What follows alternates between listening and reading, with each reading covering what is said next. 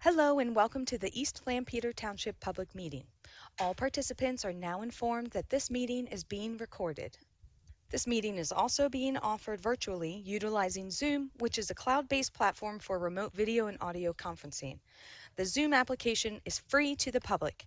The general public is therefore able to join the meeting by connection through the internet or by calling in by phone. The public is also able to observe the meeting on the Township's YouTube channel.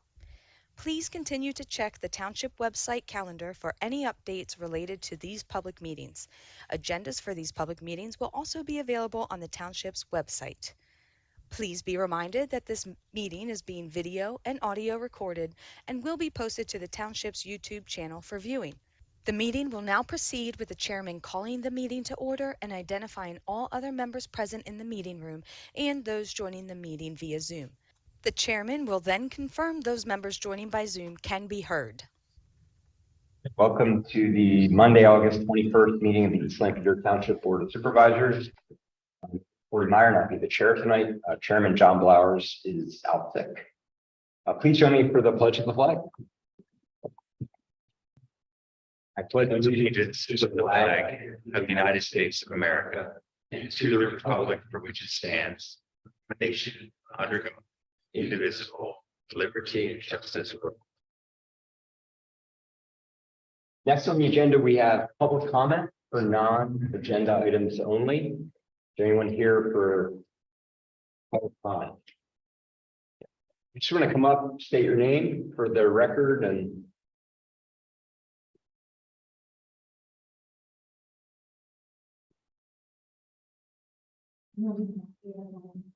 sure. Yep.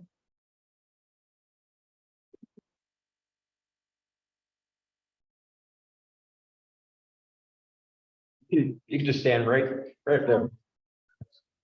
Make yourself comfortable. I'm speaking for my husband. Sure. My name's Judy Gingrich and my husband Ken. He was driving a Toyota Tundra 2023, pulling a 17-foot trailer. I was traveling north on 897, known as Eastbrook Road, traveling north on 896. I went to turn right onto Cherry Lane. A truck was parked on the end of Cherry Lane and the left lane was blocked with traffic heading west. I couldn't get around the truck that was parked on Cherry Lane. There was no one directing traffic. My trailer had the traffic blocked on 896 going north. I made a turn onto 896 going north. I noticed there was a paint truck sitting on the opposite lane of 896. At the time I noticed the truck, it had blocked on Cherry Lane, and there was a line painting truck. I continued going north on 896 and came back to New Holland to our house. This is when I found paint on my mirrors, side of the door, running boards, wheel wells. This is when I thought I ran over the painted lines or the truck had a leak on the hoses. Then I got paint on my mirrors and the side door. This happened on July 27th, around 2 o'clock in the afternoon. So here I have a drawing. He was traveling north up this way, and he had to pull in here into Cherry Lane and go after him. I don't know if there was a leak in one of the hoses on the truck, you know, that it would have splashed up onto the mirror, to the running boards, wheel wells. But it wasn't a state road, and I could talk with the state, and they said it was, township road. You have other documents as well. Do you want to go through these as well? Two. Sure. Sure, there's just two estimates. One from Landis Wash and Lube for $260. And then we went to Calver Collision in New Holland, and theirs was more detailed, and that was $2,298.19. But when I did talk to the state, they suggested that I go to like an auto recon, to have it done, and that was a lot cheaper. Did your husband actually have it fixed? No, we don't have a picture. No. Hutch, when were we painting lines on that? We were painting lines in July. Okay. For 27, Okay. around 2 o'clock. And you reached out to the township When? Yeah, I called, talked to Charlie Thomas. I called him probably maybe a week and a half ago. I was dealing with the state because I thought it was a state road. And then the Calvert collision, it took him almost a week and a half, 2 weeks to get me an estimate. How do we typically deal with these situations?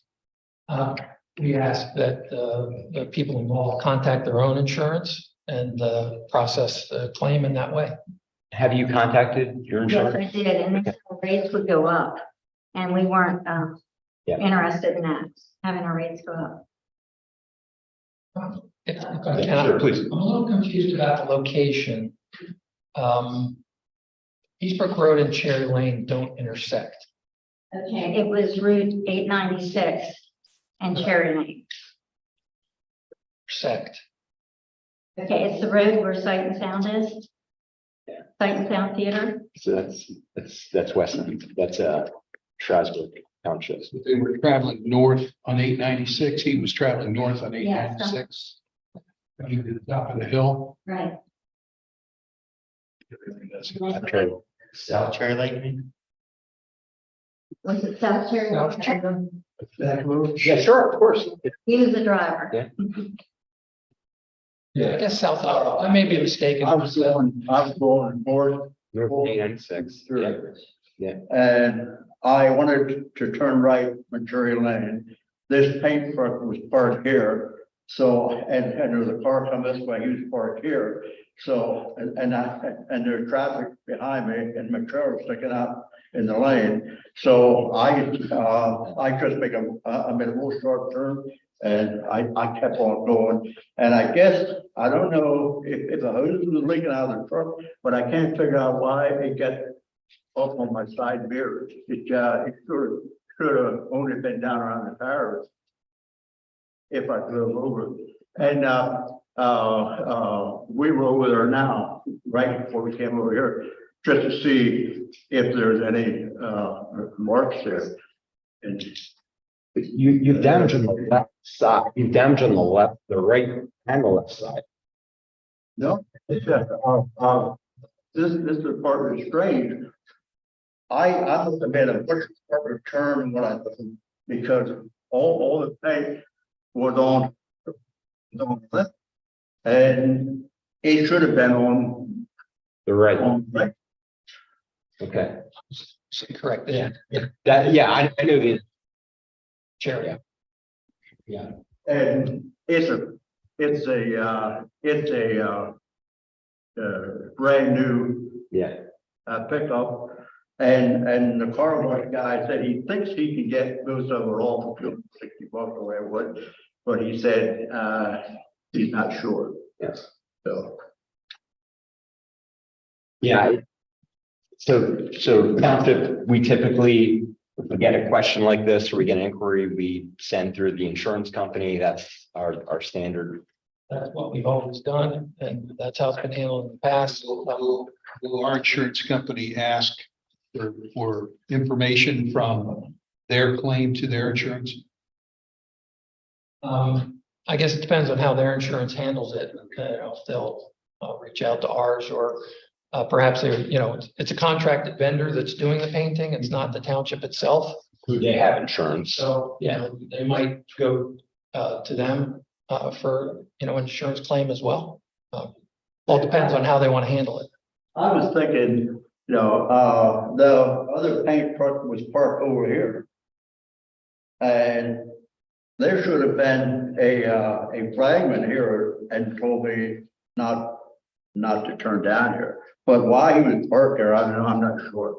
If he would have paint line, he would have kept going, then I would have kept going. Right. But he was parked there, I had traffic back up, so I just. Right. Yeah. Going. Yeah, I apologize. I know part of our process is to typically put out, or for our vendors to put out, some sort of notification that lines are being painted.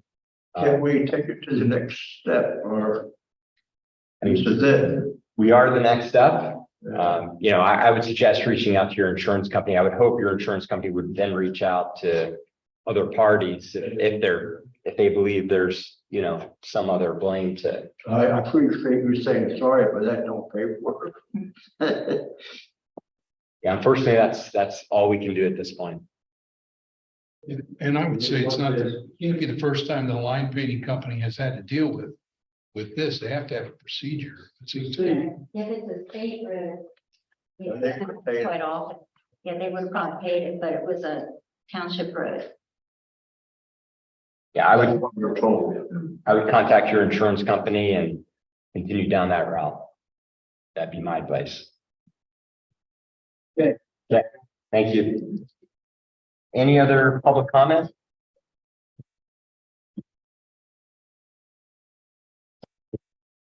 There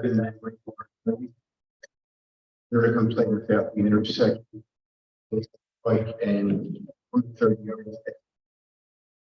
signage is a real problem.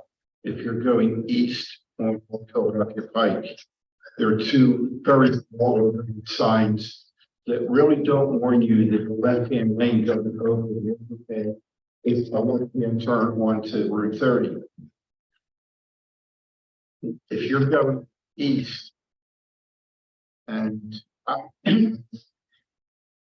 I'd say some of the time that I cross over that intersection, if there are cars in the left-hand lane, by the time they get to the bridge, the two signs that are painted on the street, it's too late.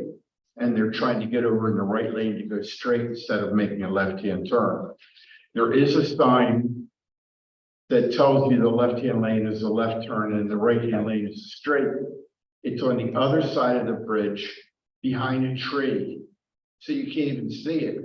And if you can see it, it's late by the time you get to it to tell you that you have to turn left in that left-hand lane. And it's becoming a real problem because I go across there all the time and there's cars constantly trying to get in the right lane because there's no information to tell them that left lane is a problem. It's a left turn. We can talk about signage and First, I heard this concern. All those roads there, of course, are state highways. But that sign should be closer on the other side of the bridge, so by the time you're getting there, it tells you that you have to be in a left lane and turn left or right to go straight. By the time you see the sign behind the tree, it's too late. Maybe the tree should be trimmed, but I think the sign should be there. Two overhead signs are pretty useless to tell you that you have to turn left when you get up there to the bridge. They don't really say anything. so it's being a state road, state responsibility for the signs. So can you But- reach out to the state? Sir, and reach out to the state. The only township involvement would be with the traffic signals. Yeah. Right. And that operate the traffic signals. Thank you. Is there a question, which sign, where's the tree that's blocking the sign? It's on the other side of the bridge as you're going east. And there's a sign that tells you left or right, and you can't see it because I don't know if it's a bush or a tree, but it's hidden. But by the time you get there, it's too late to get out of I see that. what you mean. Yeah. It's really not in a good place. That tree likely is your, that bush. That's like, whatever road is there. West of the bridge. It's, In between the bridge and the hot, like it's right before you get to the bridge. Once you get through the light. So it's in the median between 30 and the on-ramp. you can share a screenshot. Okay, sounds good. Reach out to, We'll take a look at it. Okay. any other public comment? Sure. Just state your name and Robert Patterson, 7 Pleasant Drive. I just wanted to bring some safety concerns. I have addressed, communicated with Mr. Hutchinson for the past about 3 years. We also have someone from Bowman Road has been dealing with the motels. The concern that I have is, I know it's not a part of actually the agenda, but it's a part of business, is the lack of follow through with our township. The reason I could bring Ethan up to this because he had addressed it. He had to bring it up in last month's meeting on July 17th, but that was 1 year after an incident.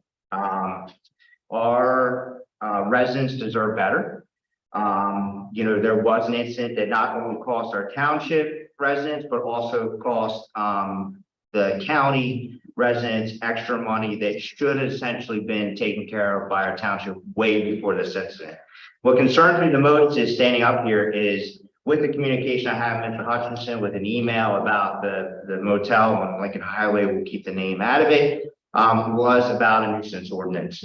I was assured that that would be taken care of back in September of 2021, I believe. And we are now in 2023, same time, 2 years later, still no resolution there. In that 2-year period, what struck me the most was we had a guy that committed a crime in another state came up, was stayed at that motel, and then ended up running through the neighborhood where we have innocent residents that ended up having 4 kids. Luckily, they weren't home, but he ended up being captured in that. I'm staying here because what resolution do we have? We have none. Those innocent residents not only were put at risk, but my whole entire resident community was put at risk. So when I look back, I watched the video on July 17th, there were some concerns that came to right immediately. EMA, Emergency Management Agency, we all know what just happened in Hawaii. That EMA director failed at his job, and that the result is people lost their lives. Where are we stand here in East Lampeter? We still have no resolution. And then when I saw where does our EMA stand today as far as when are they supposed to be dispatched, when they're supposed to be responding to a call, it was left to the fire chiefs. Well, NIMS, which is very clear, is a national standard we follow in public safety. NIMS 100 and 200 address exactly when the EMA is supposed to be activated. Why do we say that? Well, we've never had tornadoes in Pennsylvania for a really long time. We've experienced a tornado last year and experienced a tornado recently down in the southern end. Example is when EMA necessarily needs to be directed with that. We also had another incident dealing with the motel a couple months ago, which Ethan brought up. Again, there was a question of why EMA showed up on the scene. It is very clear exactly when the EMA is supposed to be directly involved. We are a township. We are not a part of the county.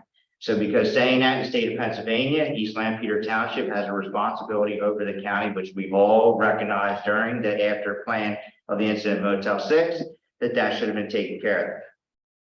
My next question was, at what point do we decide we are not prepared as a township? We all, in the feedback that we came from that was we weren't prepared. We had another incident and we weren't prepared again. Does our residents deserve better? Should we still be put in this situation over a year later? We can wait for EMA from Lancaster County, but that's not the way the state's written. The legislation is written. It falls down to the lowest common denominator, which is this township. When I can say how proud I am of Ethan of bringing it up. My next concern would be the fire department and EMS. We rely heavily on the fire department and EMS. If you look at a state level, which was paid by taxpayers to do a study on that, we are lacking the staff for both. Why are we lacking the staff in both? Because we don't take care of the volunteers that are currently doing the job. One example I can provide, I provided this proposal 4 years ago to Mr. Hutchinson, was how about we look at forgiving taxes on people that volunteer their time, which would cost $1,000. $1,000 compared to one full-time firefighter, you're looking at about $100,000 for one person. Why can we not look at being proactive versus reactionary when it's too late? A concern that I had was I did a presentation to Conestoga Valley Middle School. An 11-year-old stands up and raises her hand and she says, why when someone calls 911, they get a bill? Because someone like me that's low income, my family cannot afford that. Why in 2023 is township residents concerned about calling 911 because they're going to get that bill? Most people today have a high deductible. Why should they be concerned about that? So to wrap this all up and kind of where we stand today is, how can we fix this?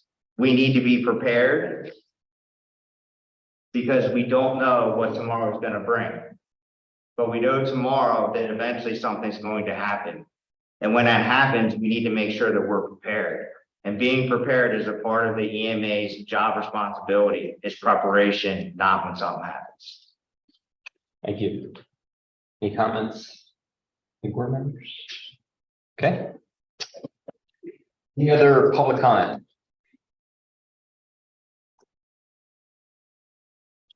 Okay, we'll move to the consent agenda. We have a few items listed here. We have approval of the August 21st, 2023 Board of Supervisors meeting agenda. Approval of minutes of the Monday, April 7th regular meeting. And approval to pay invoices from all funds for a total of $100,698.06. One item of note, $8,763.33 to Aquaflow Pump and Supply for Pump Station Grinder. What would you like to do with this consent agenda? Make a motion, we accept the consent agenda as provided. Motion made by Mike, second by Roger. Any comments from the public or the board? All those in favor signify by saying aye. Aye. Okay, motion passes. Thank you. We have no items for old business. We have the first item under 6. New business, we have Garden Path Soap Land Development Plan 2309, 2533 Old Philadelphia Pike. Welcome. Good evening. Good evening. You guys like to see the bigger plan? Yeah. Are these? Oh, yes, I just heard, yeah.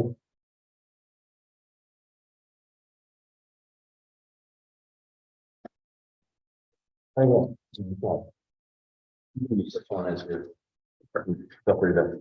I'll get to the second sheet. I'm Brian Masterson with Three Jester Associates. We prepared this land development plan for Garden Path Soap. It's located at Mill Creek Road and Old Philadelphia Pike. It's the old Dussinger stove shop. The plan's been reviewed by the township engineer once. We addressed the majority of the comments. We have a second review letter. So everything on there we can address, Yeah. with the exception of requiring a grading plan for potential sidewalks. Yeah, that's a huge. It doesn't fit. Fail. This does not fit. Yeah. Yeah. So if we did an 8-inch curve along Old Philadelphia Pike, a 5-foot wide beauty strip and a 5-foot wide sidewalk, you lose this entrance. And then if you did it along Mill Creek, you lose all their parking. So with that, I went back and emailed Scott and asked him what are some of the other options. Yeah. And he came up with 2. If the developer enters into an agreement, developer's agreement. Yeah. At time you guys call in for sidewalks there, they'll be responsible for a new stormwater plan. Yeah. And that's what we'd like to go with. Okay. Everything else on that Yeah. review letter can be addressed. I have packets ready to go to the police, fire, and sewer. The other one is signing plans. It's just minimal stuff. Yeah. Um, Okay. so that's kind of what we're Yeah. asking for. Yeah. Conditional approval with the only stipulation that we can't provide that Yeah. grading and sidewalk. Good. Any questions from the board? Any comments from staff? Sidewalks along the road frontage and within the site. Correct. Yeah. Yeah. That whole site is existing non-conforming. If we start making it conforming, we wouldn't be able to have a building there. Mhm. I brought elevations. It'll be a nice building if you guys want to see elevations. Yeah, I'd love to see it actually. Yeah. We're moving right along in this meeting.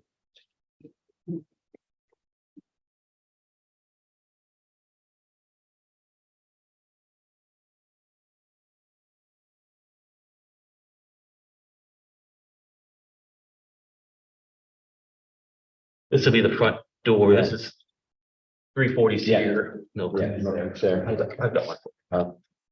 That's good. I can see it. Yeah. Yeah, very nice. Where's the frontage again?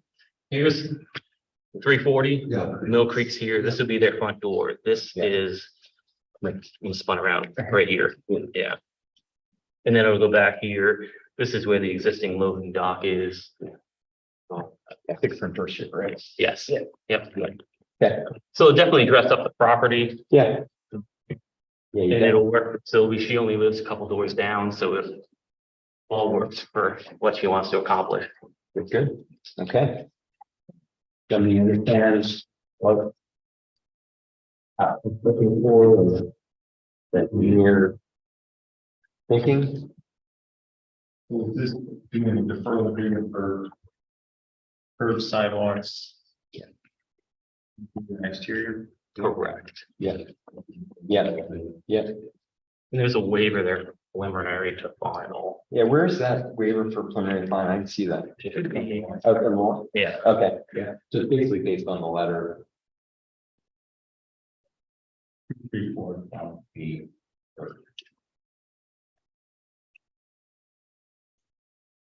That would actually look to have the deferral and developers agreement together so that they're not just deferred. If we were just deferring, we would typically show it on the plans Yeah. so that they could easily be constructed at a later time. With the developers agreement, they would need to come in with a stormwater management plan in the future for those improvements. The buffer agreement and.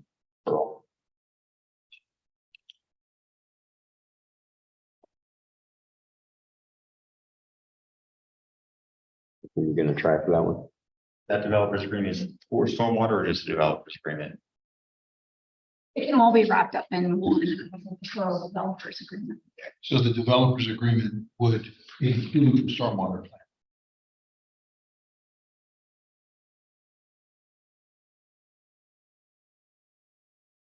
We'll try it. This, the stormwater plan gets done later. Okay. Yeah. All right. Did you have any comments on the Lancaster County Planning Department's? There's a couple things there.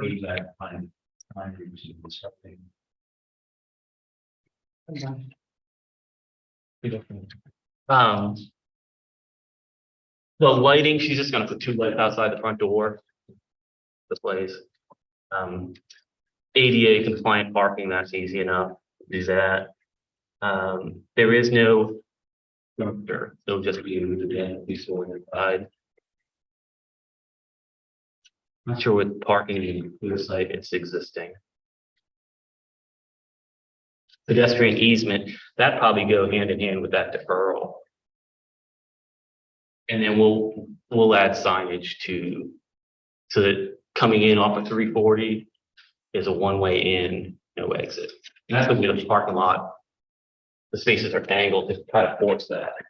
But we know people sometimes have their own ideas. The township planning commission numbered which ones, so they Those 1, 2, 3, 6, and 7. Why not 4 and 5? And 4 and 5 is outdoor traffic and lighting. I think those were covered by the township engineer. Okay, so if we make it contingent based on the county letter as well, it's duplicative, but necessary either.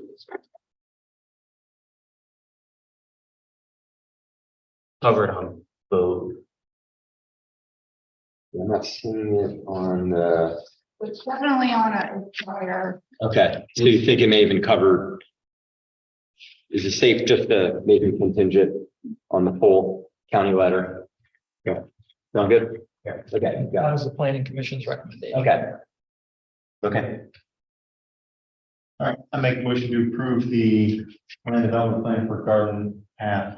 33 Old Philadelphia Pike.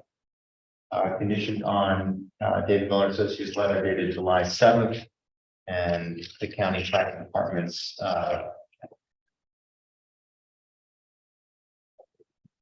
First. Granting. Waiver request for number 1. 2 through 4 and 5. Have them enter into a developers agreement, handle those for the improvements for curb and sidewalk. Okay. Motion's been made. Seconded by Roger. Any comments from the board? Public? We can't hear anything. Can you explain what's happening? We have a project in front of us. Sorry you couldn't hear it. I don't know if I can explain everything. Do you want to explain the project briefly? Sure. The property at the corner of Mill Creek Road and 340, that property right on the corner, used to be Duffing and Stove. Sylvie bought it and Garden Path Soap Shop is gonna go in there. The building's getting reconstructed, and the whole property will get cleaned up. This is land development. Yes. Okay, we have a motion, we have a second. Any other comment? Okay, all those in favor signify by saying aye. Aye. Any opposed? Okay, motion passes. Thank you. Good luck. That's great. Okay, next on the agenda, we have 6B, Aspen Home Improvement Lot on Plat and Land Development Plan 2310, 222 Pitney Road. Good evening, Keith Good from CGA Architects in Leola. Representing a plan for Aspen Home Improvements. It's the old Conestoga Copiers building, Pitney Road and Oak Grove Drive. There's currently 3 parcels there. We're going to combine them all into one. The building on the corner will get demolished. The other kind of warehouse building, which is on Oak Grove Drive, gets demolished. And the main building will get tore down to the foundation, to the slab level, and then get rebuilt as a new building. 2-story with a warehouse addition on it. The plan went through the zoning board about a year ago for a continuation of a commercial use in a residential zone. The proposed improvements are the new building and a 2,300 square foot addition. Controlled curbing along Pitney Road and around the corner to Oak Grove. There'll be a new access onto Oak Grove Road, which is limited for just cars, because they didn't want commercial deliveries onto Oak Grove Drive. The signal gets moved a little bit. There is a 12-foot walk path, macadam walk path that's being installed at the direction of the township for the multi-use path that they're proposing. So that's going in this section. They're not looking to defer that. They're happy to put it in now. There's deliveries will come in and back into a loading area. They get all their deliveries with box trucks. So there's good vehicle movement there. There will be a couple dumpsters on the site. This is a use for, they're a contractor office. A lot of estimators and salespeople in the office. Their people come in, get in their vans and go out and install. It's not a retail showroom per se. All the customers they see on their property. We have a very clean letter from David Miller Associates. All the planning comments have been addressed. There are several waivers which we have asked for: the preliminary plan process, plan scale, a couple stormwater waivers for the loading volumes on the underground stormwater basin, conveyance pipe size, some of the roof leaders and things are under the minimum size. Number 5 is not a waiver request. We actually offered to comply with that. We gave the township the extra 5-foot right of way, which they were looking at Pitney Road, and we're asking for a deferral agreement to widen Oak Grove Road. They don't want, I believe at this point, there's no reason to widen the road and encourage commercial traffic on that road. So there's no waiver requested, just a deferral agreement.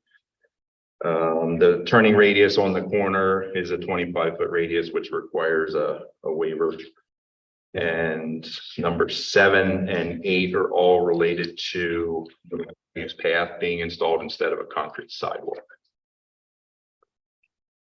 And then That's it. So the path will go from, So right, this line here is the property line, and also there's a PennDOT right away here. okay, So we're showing the path of the PennDOT right away. There's a little bit of, PennDOT's not sure they're ready to put that on there. So we have it on there to get it as far as we can. Mhm. We have a little, not an issue with PennDOT, but it has to go to their central office to Mhm. review and approve that over on there right away. So there's a chance that that section of path won't be there, but we would have the curb cut here and then run that multi-use path all the way around the corner across this and stop at this property line.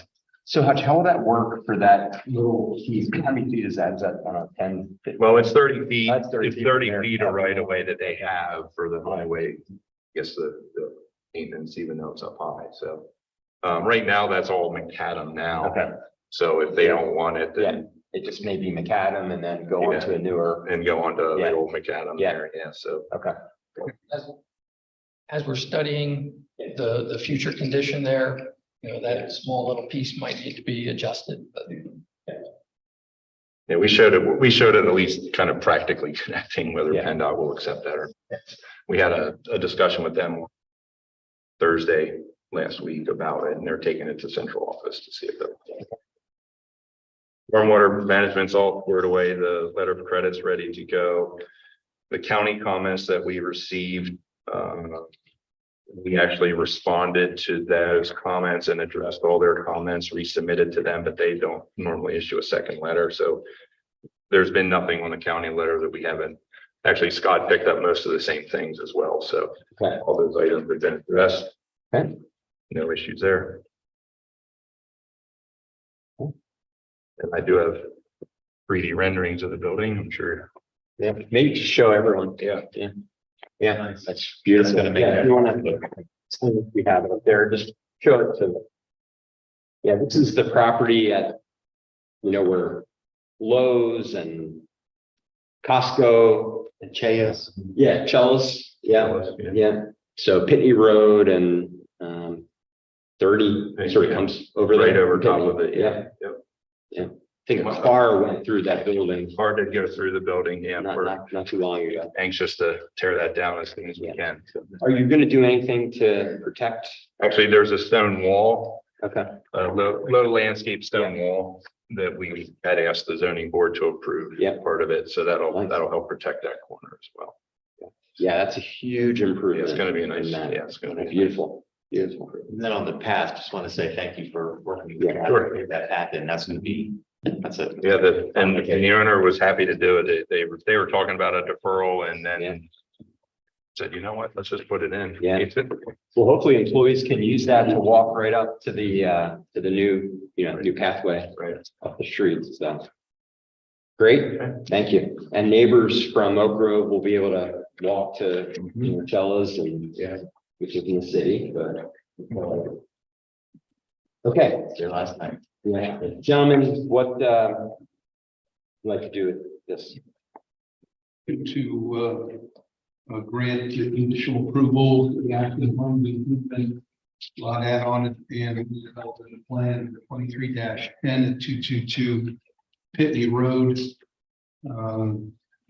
Based on the DMA letter of 8223 and the county letter of May 31st, 2023, which says that waiver 5 is it's not part of that.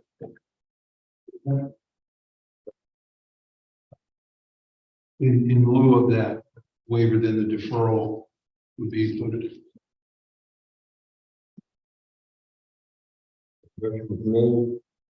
Yeah. After that. Yeah. Thank you, Mike. Right. Second by Ethan. Any comment from the board?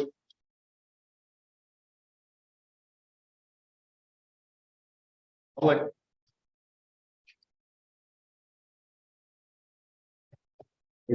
By saying aye. Aye. Any opposed? Okay, motion carries. Thank you. Good luck. Okay, next on the agenda, we have C Legacy Manor LLC Stormwater Management Plan 2311-441 Mount Sticky Road. You want to volume might be better there, and you want to bring up the, you can put it there, or show it, hold it, whatever.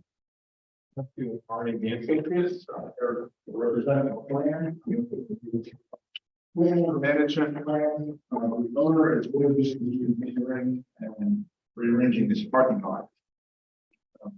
Is pavers. The site is, there's nothing being done to the buildings, but it is it's called short-term rental, somewhere between an apartment and a hotel.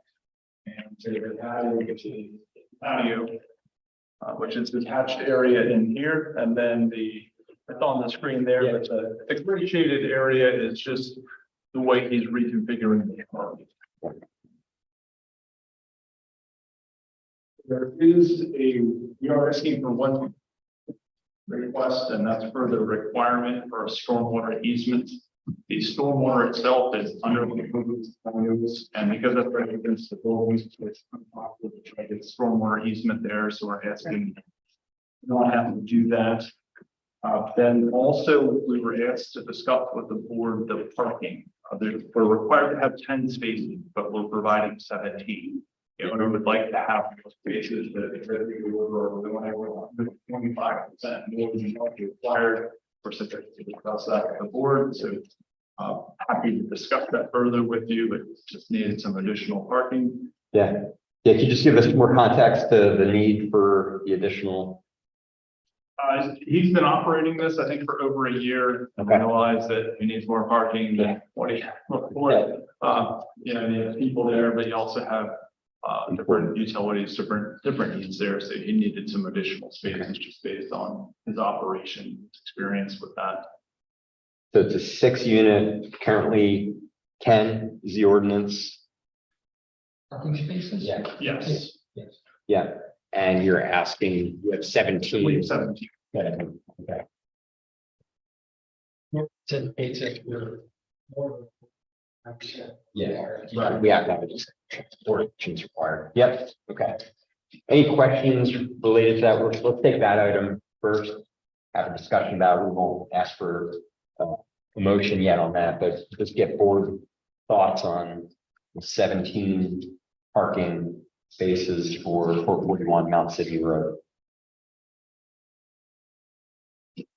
Now, is this is it just like a tourist home, or are you also doing events here? The thing is, it's not events, it's just more, I would say maybe Airbnb type. It's not, again, it's called short-term rentals. I think it's not technically a hotel, but it's more that style. Tourist home. What's the definition of short-term? Airbnb. I think that's how your zoning ordinance called it. It's the way it was classified. It was approved by the zoning hearing. Yes. The parking requirements, there are one parking space per unit, or is it based off the square footage? It's 1 per unit plus 1 per employee, I think it says, or anyone else residing on the property. Is there anyone else on the property? No, I don't. Just wondering how we got to 10. Yeah, I'm more, like, this is, they did Understand. the zoning hearing board and explained all of that. Yeah, but you understand, we have to make a decision, Yeah, so. It's 1 Yeah, no. There's.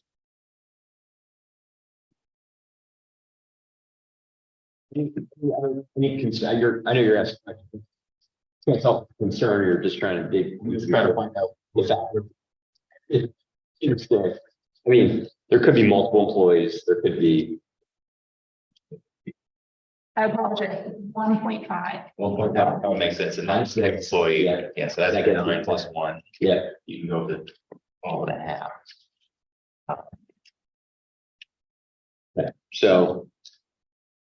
Total amount based on the number of units. So that's with our 125%.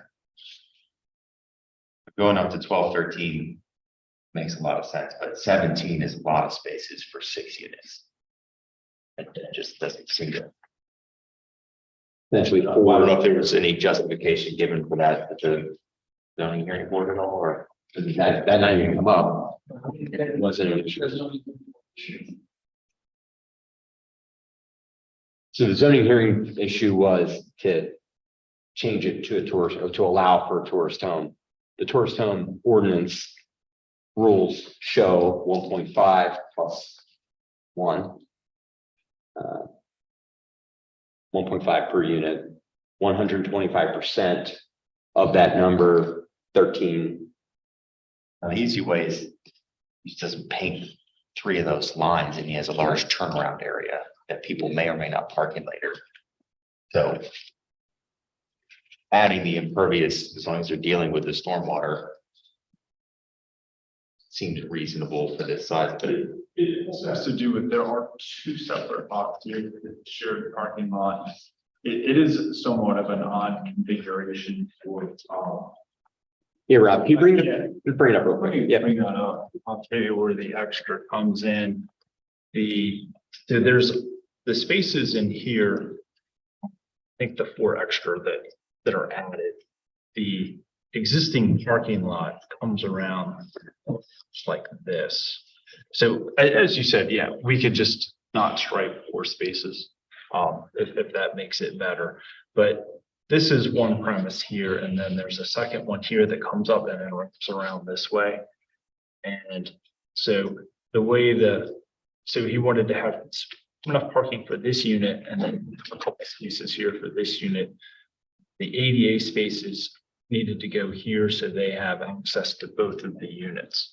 And just the way everything laid out, it just seemed to make sense.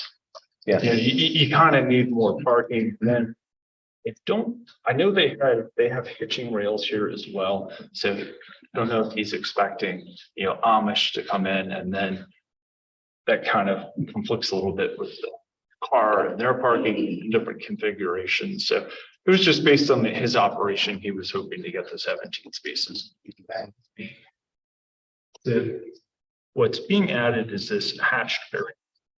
And then small, we hatched it, but the parking lot's just in bad shape. So it's a matter of just reshaping it also. So he wanted to get, just square this off a little bit. This area is the pervious patio kind of sitting area that he's adding in. And then he should have plenty of parking in here. And he also has an area here for Amish as well. So Okay. just to get some flexibility. So again, just to summarize where we're at, we have the ordinance. We have 10 spaces. Ordinance to get to the limit where we have to give approvals over 125% of what's allowed. Here's that's an additional essentially 4 spots over the 125%. So from 10 to 17 spaces. Michael Rogers, thoughts on the spaces, and I'll come back to you.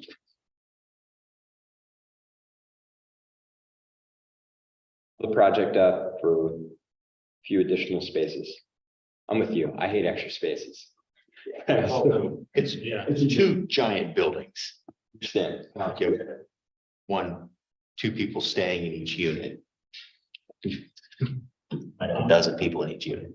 I'm fine with the extra space. Okay. Roger, fine with the extra spaces. Mike, fine with the extra spaces. Ethan, okay. I'm not asking for a motion yet. I know you're here for the stormwater side. Anything else? Okay. Okay. Looks like a nice improvement to that lot. Before a motion, other questions for the applicant? Are there, plans in the future, any frontal improvements that aren't there now that could be part of our larger plans? I think we've talked about in the past we'd love to connect the walkway. I don't think this plan change requires them to do anything, but if we can at least get an easement or something to say at some point, if we want to connect the sidewalk all the way to Mount Sydney Road, would the property owner be okay with that? Would be ideal. So basically an agreement to install frontage improvements at some point. Or even just to give us an easement for us to do it. It's one of, the scope of this change to me shouldn't require them to do it. Sure, stormwater It's plan. one of, there's a lot of room on that front yard, you still have to move a pole, but you could easily continue that sidewalk from where it ends, just one property up. Down to the corner, there's plenty of space for it. The applicant's not here tonight. Yeah, understood. I was going to ask you that. I was kind of getting that feeling. Yeah. The stormwater plan is not actually adding any impervious area. In a lot of places, this would not even be a stormwater plan. Mhm. Understand what's complying with the ordinance. Yeah. Yeah, it's already doing more than I think will. You know, and no extra impervious area being added. So I think what is to not put any more requirements on the plan is already being required. He is, the engineer asked that he ever shared parking agreement. Property. Yeah. Agreement was prepared.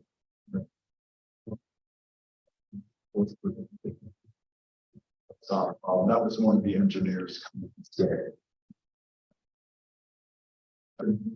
Road or the impervious pavers. Would ask that you just consider the plan as. I'm happy with moving forward. If there's a land development plan sometime in the future, clearly we would be talking about sidewalks. Exactly. Yeah. Okay. Look for a motion. We move to approve the stormwater management plan for Lakes Manor LLC. Granting the first waiver modification. And approving the increased parking spaces as presented on the form. And accepting the probable cost. Amounts of $16,786. Great. Motion made by Ethan, second by Roger. Any questions from the board? Any questions from the applicant? Good. From the public? Okay, all those in favor signify by saying aye. Aye. Any opposed? Okay. Yeah, thank you, Robert.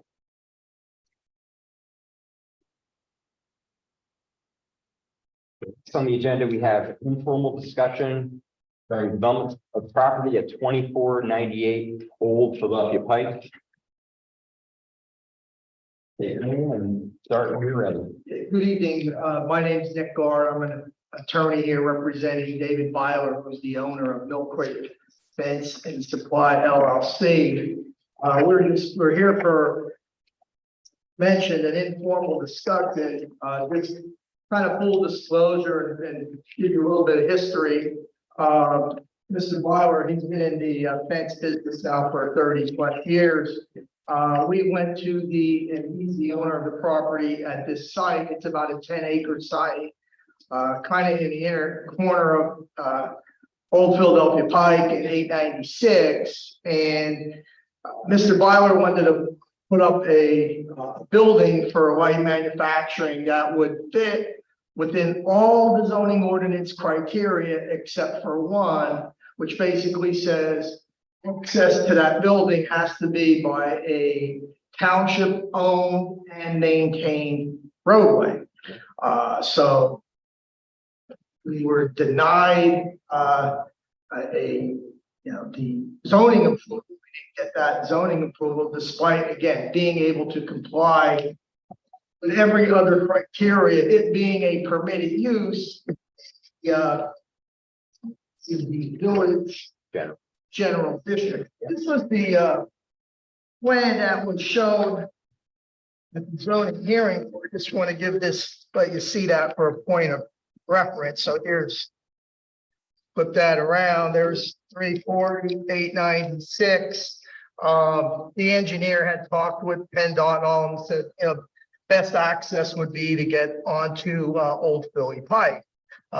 Since that was denied, we kind of went back to the drawing board to see what, if anything, we can do to accommodate, Mr. Byler's needs and hopefully accommodate what the township's looking for. That led us to the plan that you have, up in the screen that you have in front of you, which is to basically do a land development plan, subdivision plan and land development plan, whereby Mr. Byler would put up two apartment houses, one that would accommodate 12 apartment units, the other which would accommodate 14 apartment units. Now, that does require special exception approval at the zoning hearing, and we understand that. However, we're here really because we really don't want to go down if the, supervisors aren't inclined to accept dedication of that roadway going in. We were told a little bit that the township doesn't like cul-de-sacs, but this is the only way for us to really achieve access to this property. So, if the township would be so inclined to give an indication of their willingness or, unwillingness to, accept dedication of that road once the land development is going through subdivision of land development plan, odds are we continue to move forward and try to get things done.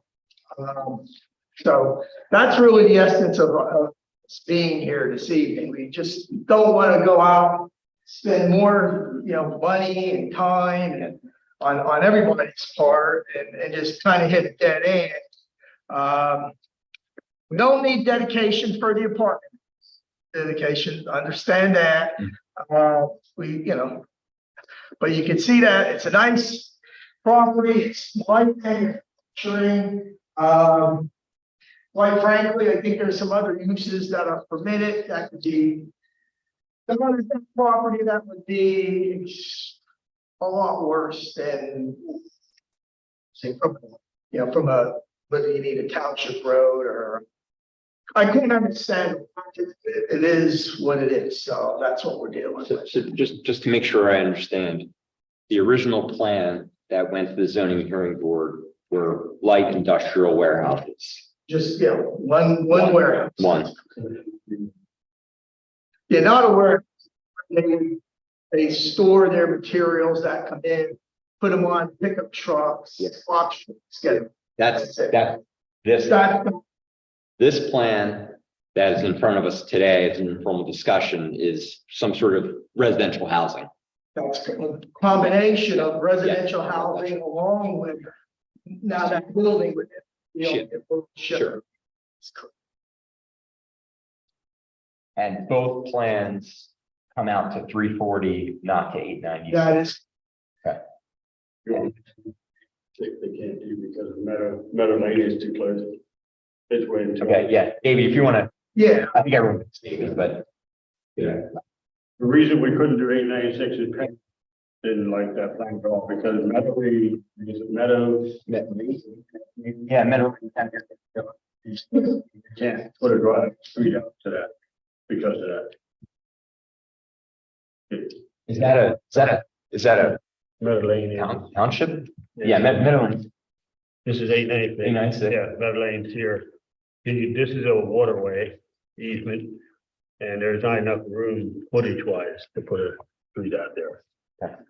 And truck traffic making a left out of here on 340 at a very busy intersection. Was there any concern related? This is a private driveway, I think, here, right? Oh, yeah, this is Smoketown and Vet. Yeah. Well, there really wasn't, that wasn't really mentioned as a concern because all the others, the light manufacturing use in that permitted section is the only one where there's like a little phrase in that section that says it must be accessed by a township owned and maintained road. Yeah. You can have any other type of traffic in and out of there does not say anything about the requirement of the township owning and maintaining the road. So the traffic and really, we went through that traffic criteria at the zoning order. That was not, Okay. it's, It's just driving through there to see. oh, yeah, don't. Yeah, offered to do a right turn in here, but. Yeah. And didn't want to Yeah. do that at all. As a road or a driveway? As a driveway. So staff, the comment about Meadow Lane, not familiar with that? I haven't heard that before. Okay. I Okay. guess our engineer actually got that from PennDOT. Dr. Engineering is who our engineer is. Okay. Is that okay? Would you be willing to look at East Brook Road as of the 896 as a potential? That would be better than out there. We would. Staff, board, Yeah, personally, I think access on 896 would be better than 340. I'm not trying to suggest that it would be good. yeah. Oh, I'm sure. Yeah. Patient of the bill said, you start moving one piece. understood. Discussion, right? Just crossing the water is going to be complicated. So, just a couple quick questions for staff. Tara might know the history better. Why do we have that must be off of a township road clause in zoning ordinance? Shops in amending the zoning ordinance in 2015 for the 16 ordinance. There were 4 workshops held with the Board of Supervisors open to the public, and comment was received from the public that if we look at manufacturing in village areas, then we want to look at it as incubator businesses on township roadways and not impact the village character. Now, this was originally brought in bird in hand, and then the board expanded that to all of the villages. Final draft. My perspective, I don't think we need that clause. So I don't know what, if you have In the zoning hearing, one of the supervisors that's been on this board for 30+ years thought that that's not in there by mistake. No, I actually remember the conversation, so I don't know if it was a mistake, I just think the reasoning, well, it was built with bird in hand in mind, and then it got expanded to the other. the rest of this area and go up and down the street. There's plenty of similar impact businesses that are turning on and off of Philadelphia Pike every day. So to me, adding one more is right in line with the character of smoke. I mean, technically, according to the dictionary, we're actually doing fabrication. We are not doing manufacturing, but the zoning here. Zoning board still puts that together, so yeah, we're not. That's not the issue before the board. Right, that's It's an correct. informal discussion, so it's one of what's. I'd love to see the business expand. I love what you're doing. And the lines of what the definition of industrial are blurring. We just did I think a slight change to our zoning ordinance on that for the other one that then we may go on to similarly, that was off of Route 30. Because what is manufacturing? It's you're buying 2 things and you're stocking it, you're shipping some of it out by itself, you're putting 2 pieces together, but you're getting some shipped in, you're taking it out, you're installing it. At what point did you manufacture it? Yeah, Maybe that- right? We extrude, yeah, we do extrude.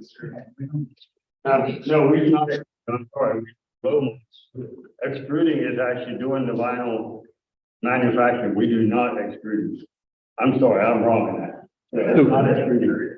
Okay, We do a route the material that we buy in that's manufactured, and then we make those design spindles, which is a blow mold system.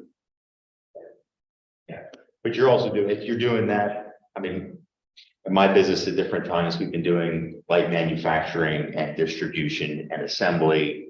And it changes based off of the year and what we need to do. It's one of the use is technically shifting because you're adapting to the needs of the market. So my perspective, and it's one of like if the other board wants to board members want to weigh in, I like the idea of this is in our, is this whole parcel in the Village General? Yes. Yeah, so this parcel's in here, it's zoned for that. I like the idea of adding more uses to it, putting some housing in there is great. Expanding the business in there. That if the township doesn't do the maintain road, but we have no choice, the way the ordinance is to do the township maintain road. Yeah, I mean, maintaining that little piece, but if it's one of, hey, it's a short one and it's a private drive, that makes it much simpler from where I sit, but it's one of, I'm much more open to, hey, let's amend the zoning ordinance, remove that clause. Yeah. Well, it's when you petition for that change. So you can do so it's one of the zoning hearing board, I would say accurately interpreted the ordinance. I'm fine with changing the ordinance so that they can accurately interpret it to allow this. I mean, my feeling is I would love the applicant to work with staff to come up with some way to potentially use 896 as the. We're happy to do that. Yeah, But wherever the road hits, it's whatever makes the most sense. I think you're willing to work on that. Doesn't East Lampere also have the 200-foot thing I think? East Lampere requires. If it's a public road, but if it's a driveway, it's not. Am I right in that? No, that would be in the subdivision land development ordinance, and off the top of my head, I don't know if that's the case. Because when it's a driveway, you have a little more flexibility than that. Well, is that what we're talking about, since PennDOT has said mineral lane's too close to do something? And not because of the public road, it's a driveway. They're concerned about. Well, providing it's a right turn, they do not want it right and left. Well, we would need a public road basically to comply with the zoning. So if it's one of, to me, that's one of, we could just change the zoning ordinance to not require it. Would be tickled if you could do that. I'm in favor of that. I don't know if the rest of the board is. Yeah, I'm not sure I'm there quite yet. I'm at the point of let's have the applicant work with staff to come up with a novel way to build something there that meets your needs and is cleaner. I see what you're saying, Ethan. I just feel like there was a reason that we put that into the zoning ordinance. I recall the reason why, and Tara, I think you described it well. But let's see if we can have the applicant work with staff. That's where I'm sitting now before. We did try that. We actually have meetings with that. They said they didn't like the idea. So, This idea. Yeah. well, when you're looking That idea. Yeah. We only had one. Yeah, sure. They suggest the, meeting. Yeah. So, I think putting a public road with a cul-de-sac just to meet a requirement ordinance is a little excessive. But a driveway makes a lot of sense. You're still putting the building at the same pace, the same amount of cars driving all there, whether it's a public road or not. Change the ordinance. You were going to say something, sir. Staff's happy to, meet again and work on this. The direction that would be helpful. Yeah. And I don't know that I've heard it yet is the board comfortable with a township road going over that waterway to a cul-de-sac ending? Is that something? I mean, township road go waterway. I'd rather accomplish it. Yeah, sorry. Yeah. Go. Accomplish it with a. Yeah, if it's a private driveway, no responsibility on our. Is that correct? Yeah. And if it's a public road with some sort of, could there be an easement back to the property owner? I mean, is that a legal concept? That the culvert would be the responsibility of sort of the reverse of an easement? I mean, could there be an agreement that they're responsible? dedicated back. Yeah. If that's too complex, I'm with Ethan. Yeah. Go with Ethan on the, yeah. So what I was trying to get at is if the cul-de-sac over the waterway is off the table, Yeah. that helps us in trying to discuss what Possibilities there. Yeah. Mike, Roger. Yeah, I mean, I see it as very challenging. I want to study it a little bit more, just in either direction. I'm there every day, multiple times a day, and it seems very challenging to me to come in either direction, but learning what I have about what it takes to deal with water and what happens in storms at that channel and so forth. I would rather lean towards not doing anything off 340. And sort of what there's 34 uses, possible uses Right, that are, none of which require that, pumps to put, except for that one thing. I don't get it. That's all I can say. I said it. I mean, we weren't thinking this property, and we put that into, 2015. Unfortunately, it's still there. And to Ethan's point, yes, that can be changed, but that's a process as well. And we have to look at then every other, what's the downstream effect of that change, right? Yeah, I mean, it's similar to, the last meeting, I wasn't at it, but property owner came in and said, can you amend the zoning ordinance to allow vets? And then they just approved it. So it's one informal discussion, then they came with a proposal or changed it. That might be worth discussing with staff on that one, and maybe getting some additional, I don't know what Roger has any thoughts on it.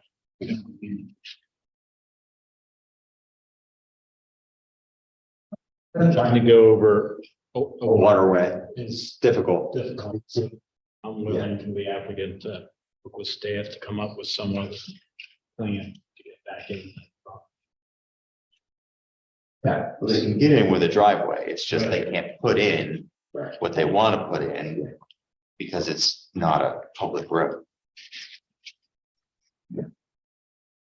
Yeah, if any other questions you might have to help with your discussion with the applicant.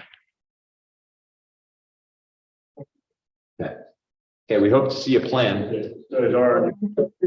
Yeah. Yeah, reach out to Eric Collin, I'm assuming. Yep. Thank you, thanks. Okay, question regarding sewer bill adjustment. John? Yeah, I'm just gonna state your name for those of you. John Smuggle. We're here to talk about the East San Peter portion in the sewer account. So I'm here to ask a basic question about policy, or to make some comments about policy. So my basic overall background question is, to avoid the circumstance of unjust enrichment, should the township refund or credit sewer account overcharges to a business customer where the township has concluded that there was an error by applying an incorrect amount of EDUs to the account? And where the sewer authority perhaps lacked the actual authority to charge the EDUs that were allocated to that account? That's my big overall question. So just a review of the history. In 2000, I constructed a 25-room expansion to the hotel in East San Peter. And as a result of that, 11 additional EDUs. Say it again, just one more time. 2025 room extension into East St. Peter.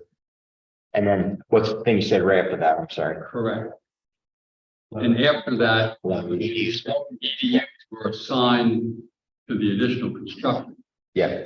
From the sewer authority. So after the construction, 28 EDUs were allocated to the account on the quarterly sewer billings, instead of the correct number, which turns out to be 24. So I began paying the adjusted quarterly invoices to the sewer authority in the fall of 2000, after the project was completed, not knowing that a mistake had been made in allocating the number of EDUs.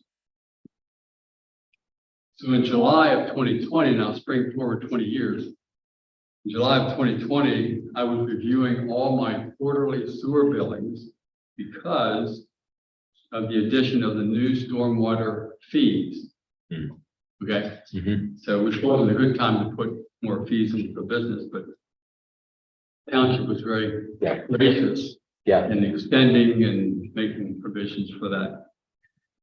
that we could extend some of those additional fees. And so I was reviewing all those quarterly bills just to see what the stormwater fees would be. And due to the pandemic and just this economic disaster that was wrought upon my businesses because of that, I was double checking many business costs and invoices during that period of time. And during that period of time, some of my businesses were actually closed.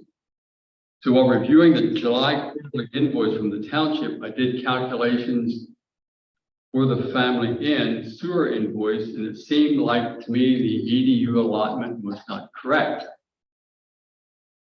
So on July 15th of 2020, I emailed Ralph and I said, Ralph, could you look into this question? So, and at that point, since I thought we had probably overpaid for a period of 20 years, I stopped paying the quarterly invoices going forward from then, with the belief that the township would owe and grant me a large credit for what I was overcharged. So I provided various architectural and engineering information and as-built information to Ralph. And so he was able to conclude in November then that the correct number of EDUs is 24 and not 28. And Ralph agreed to adjust the account back to as of July 2020 with the correct number.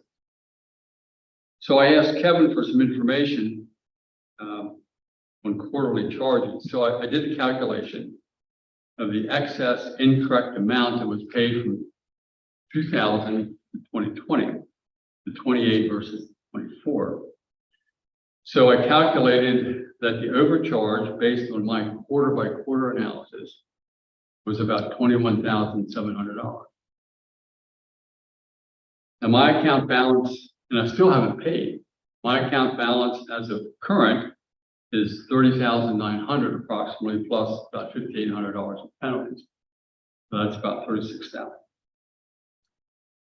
When I received the quarterly invoice for this July, I contacted Ralph noting that, I'm not comfortable with continued non-payment because by this point, I knew that the credit that I may be due is less than the amount that I owe.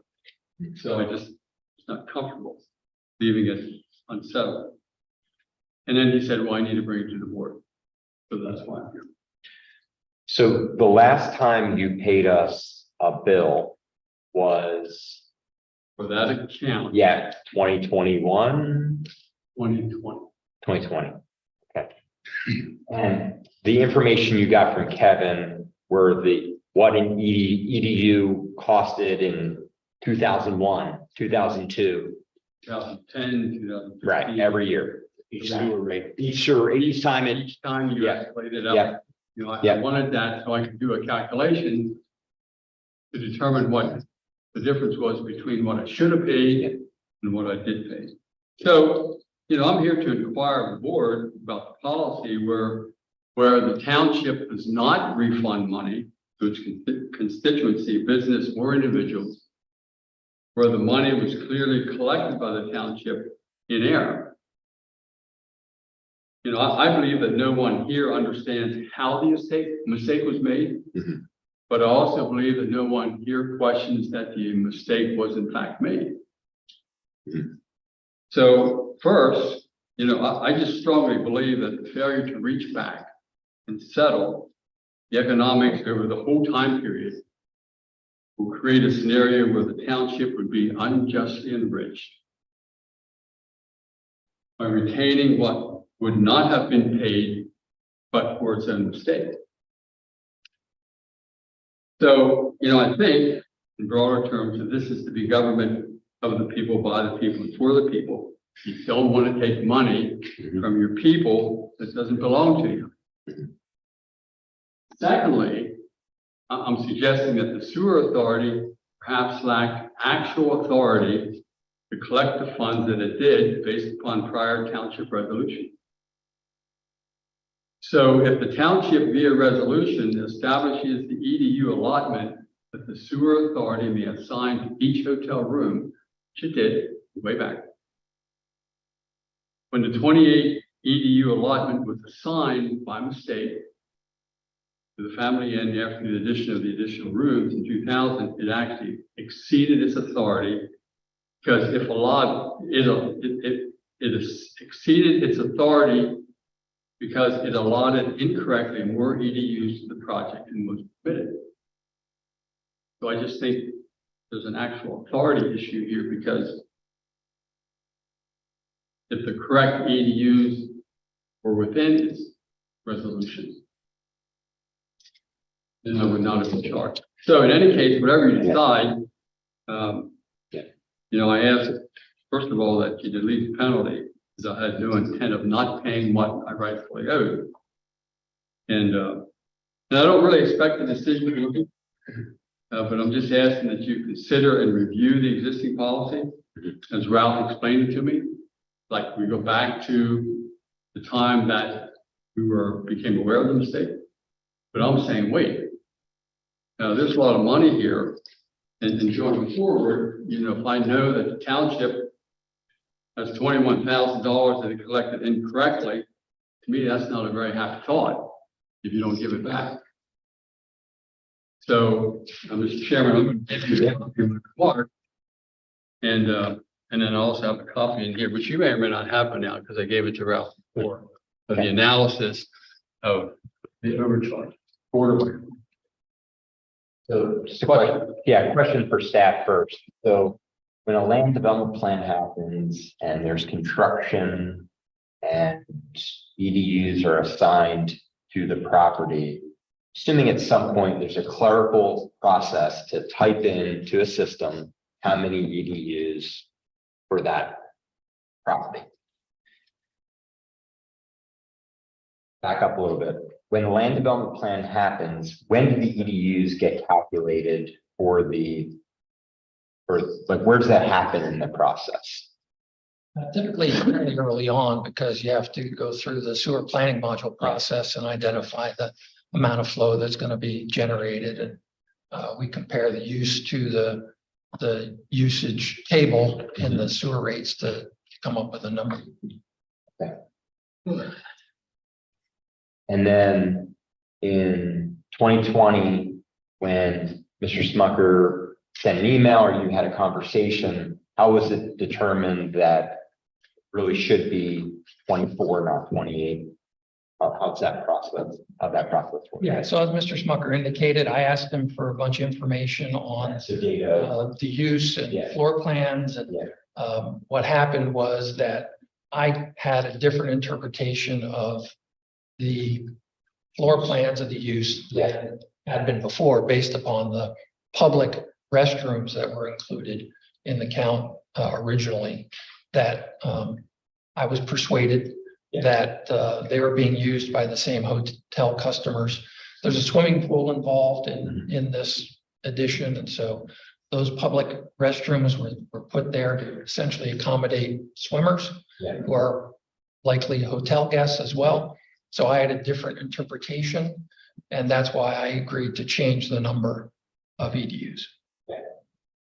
That would have been done by the sewer authority initially when the plan would have been done by township staff. So, you know, Mr. Smucker wants to call it a mistake. I believe it was a different interpretation. You're calculating how many bathrooms are discharging into the sewer.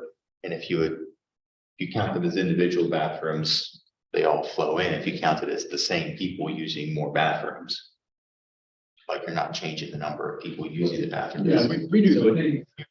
But you can interpret the text as written and look at those plans and come up with 24 or 28. Yes. Okay. I don't know about. That's an interpretation. That's part of that statement, but. So anyway, I'm just here to say that I just think I overpaid. I'd like for that to be credited. I'd like to be given the benefit of the doubt. And, you know, there's a different interpretation today than there was then, based upon the same information. And I'm here to say That's a lot of money. Mhm. And I just don't feel that I should have to stand for it. I appreciated Ralph working with me in all of this. I mean, he did, I brought as-built plans and I brought a bunch of information up and he worked through it. And I appreciated the way he did that. He's really diligent and detailed about it, which is good. Mr. Smucker, at what point did the credit surpass the amount owed, right? They crossed at some point. Crossed at some point, and I would say probably get the old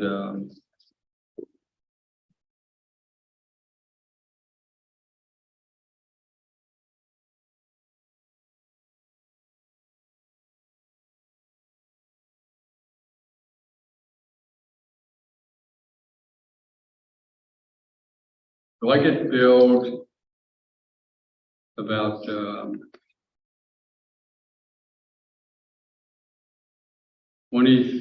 to $2,400 a quarter. Okay. So my current bill is as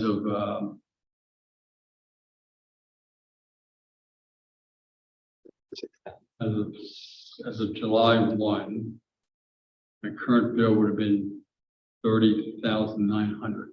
Okay. So about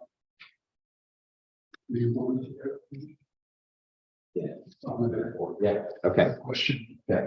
Ralph, when you did agree, after you did review that and you saw it kind of satisfied or reconciled the interpretation of those extra bathrooms, was that, and you agreed to a corrected EDU amount, was that back, you said, to the time when it was first brought up? So did that go into, was that back to 2021? 20, actually. 2020, okay. So the correct charges have been in place since 2020. That's right. Okay. And when it originally happened, it was 2000. Yes. As you said, Mr. Smoker. It was 2000. I wouldn't say the correct charges. I say the appropriate number of EDUs or the number of EDUs that were appropriate. But that bill has not been paid since that time. Yeah. Do we have a policy on if anyone finds an error or disputes a charge, when do we make those? Do we have a written policy at all, or is That has been our practice. as when someone brings practice? Practice since. Ideally, I mean, you're busy, but ideally someone looks at those when they're assigned. Because that's for any of those plans, the builder is ultimately responsible. However, it's also one of, if someone made a misjudgment in the past and we corrected for it now. Question is twofold. One, should we actually, I think we should have a written policy on retroactive. If someone finds, if I see I have a stormwater fee and it's incorrect, just because I happen to notice it that quarter, we should be able to look back. So, I mean, I think we should establish a policy, but then if we made a mistake or made a misjudgment, either way, we were overcharging for 20 years. Comfortable giving the credit back for the overcharge. Should there be a statute of limitations? I mean, there's statute of limitations on nearly anything and Yeah, so I think going forward, we should have a policy that does have a look back period, just because we do delete records on a regular basis. And so it becomes one of, in this case, we had the records and we could establish it, but I think for this case, I think it makes sense to give them a credit. But going forward, we should have a look back period that says, hey, check your bills. Yeah, which in that light, just something that's very recent came to light, which was a situation where I converted single residence in 2 units. And I discovered in July, township had not added second unit onto the quarterly billing. So I said, Ralph, I need to go back and pay what I should have from the beginning had you not made that mistake. And Ralph said, no, just pick it up from today going forward. Well, I have a different philosophy where if you make a mistake, you settle the economics completely. So I think I need to pay for what I should have been paying from the outset. So that's just how I see it. Understood. I agree mostly with Ethan. I do have a question of why you weren't paying for the last, couple of years when they passed, right? The last 4 or so. Is that just? It was just processing and just trying to get it all forward and put together and working with Kevin and doing the calculations. And could I have done it sooner? Probably. It's just- the township doesn't have a record of disputing sewer charges for 20 years. Mike, thoughts?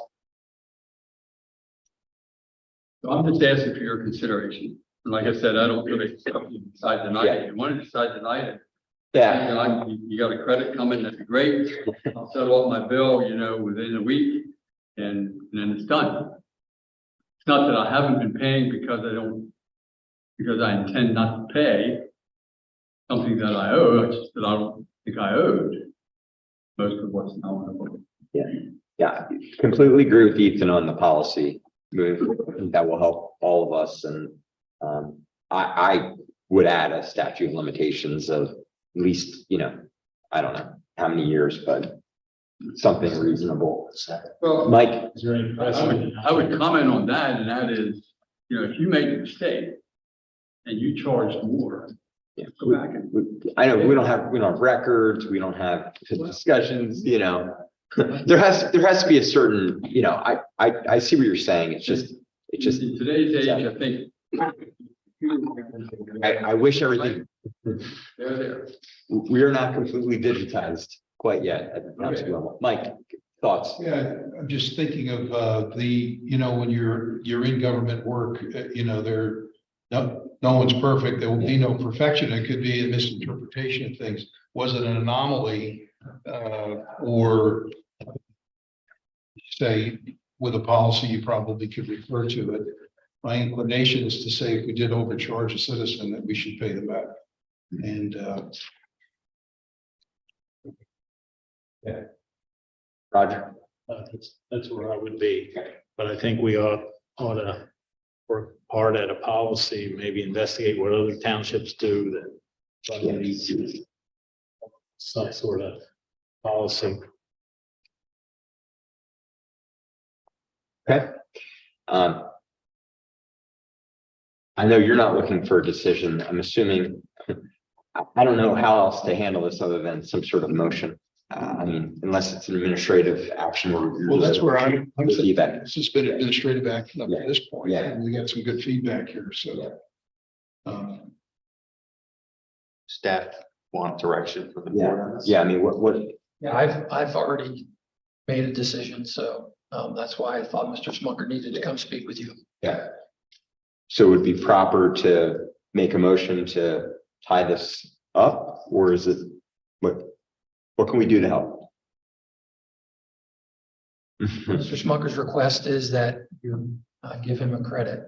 I would say that township staff did look at the numbers that Mr. Smucker put together and differs in the ultimate calculation of what that credit would be. Okay. So at least like the opportunity to recalculate, if nothing else. I think that's fair.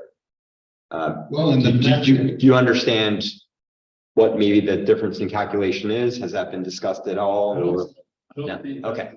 Okay. Well, what I would ask for is then we've heard your numbers. I haven't written down chicken scratch on a piece of paper, but it sounds like you likely have the documentation in the document you gave me. I have a documentation there that gives you the number that I just gave you. Okay. Which is 21,794. Yeah.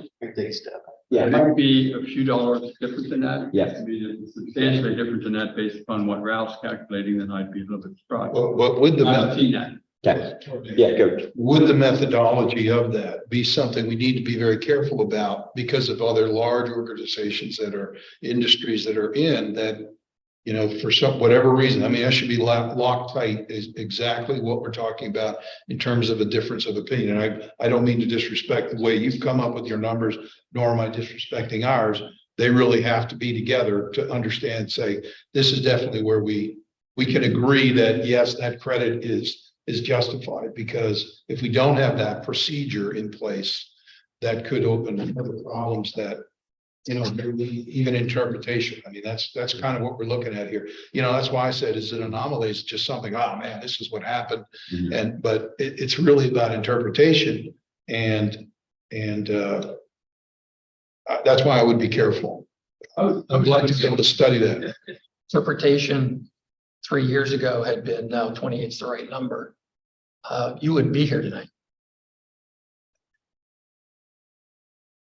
But it's similar, like your interpretation, I think is correct. We've had that discussion similarly with other hotels since I've been on the board of EUs specifically. I don't know which one it was, but it's so, I know we've discussed similar things. So I think your interpretation is correct. So would it be a suggestion that when you have projects like this, that the township staff review with the owner that point, the number, how the EDUs were assigned? With every Happens, yeah. project as well. That happens every project. Yeah, and that's actually why I was thinking, like, why wasn't this caught in 2000? But, Right. you know, okay, so I guess I'd ask the opportunity to prepare a policy for the board to yes, consider. I think a policy. Make a decision on this.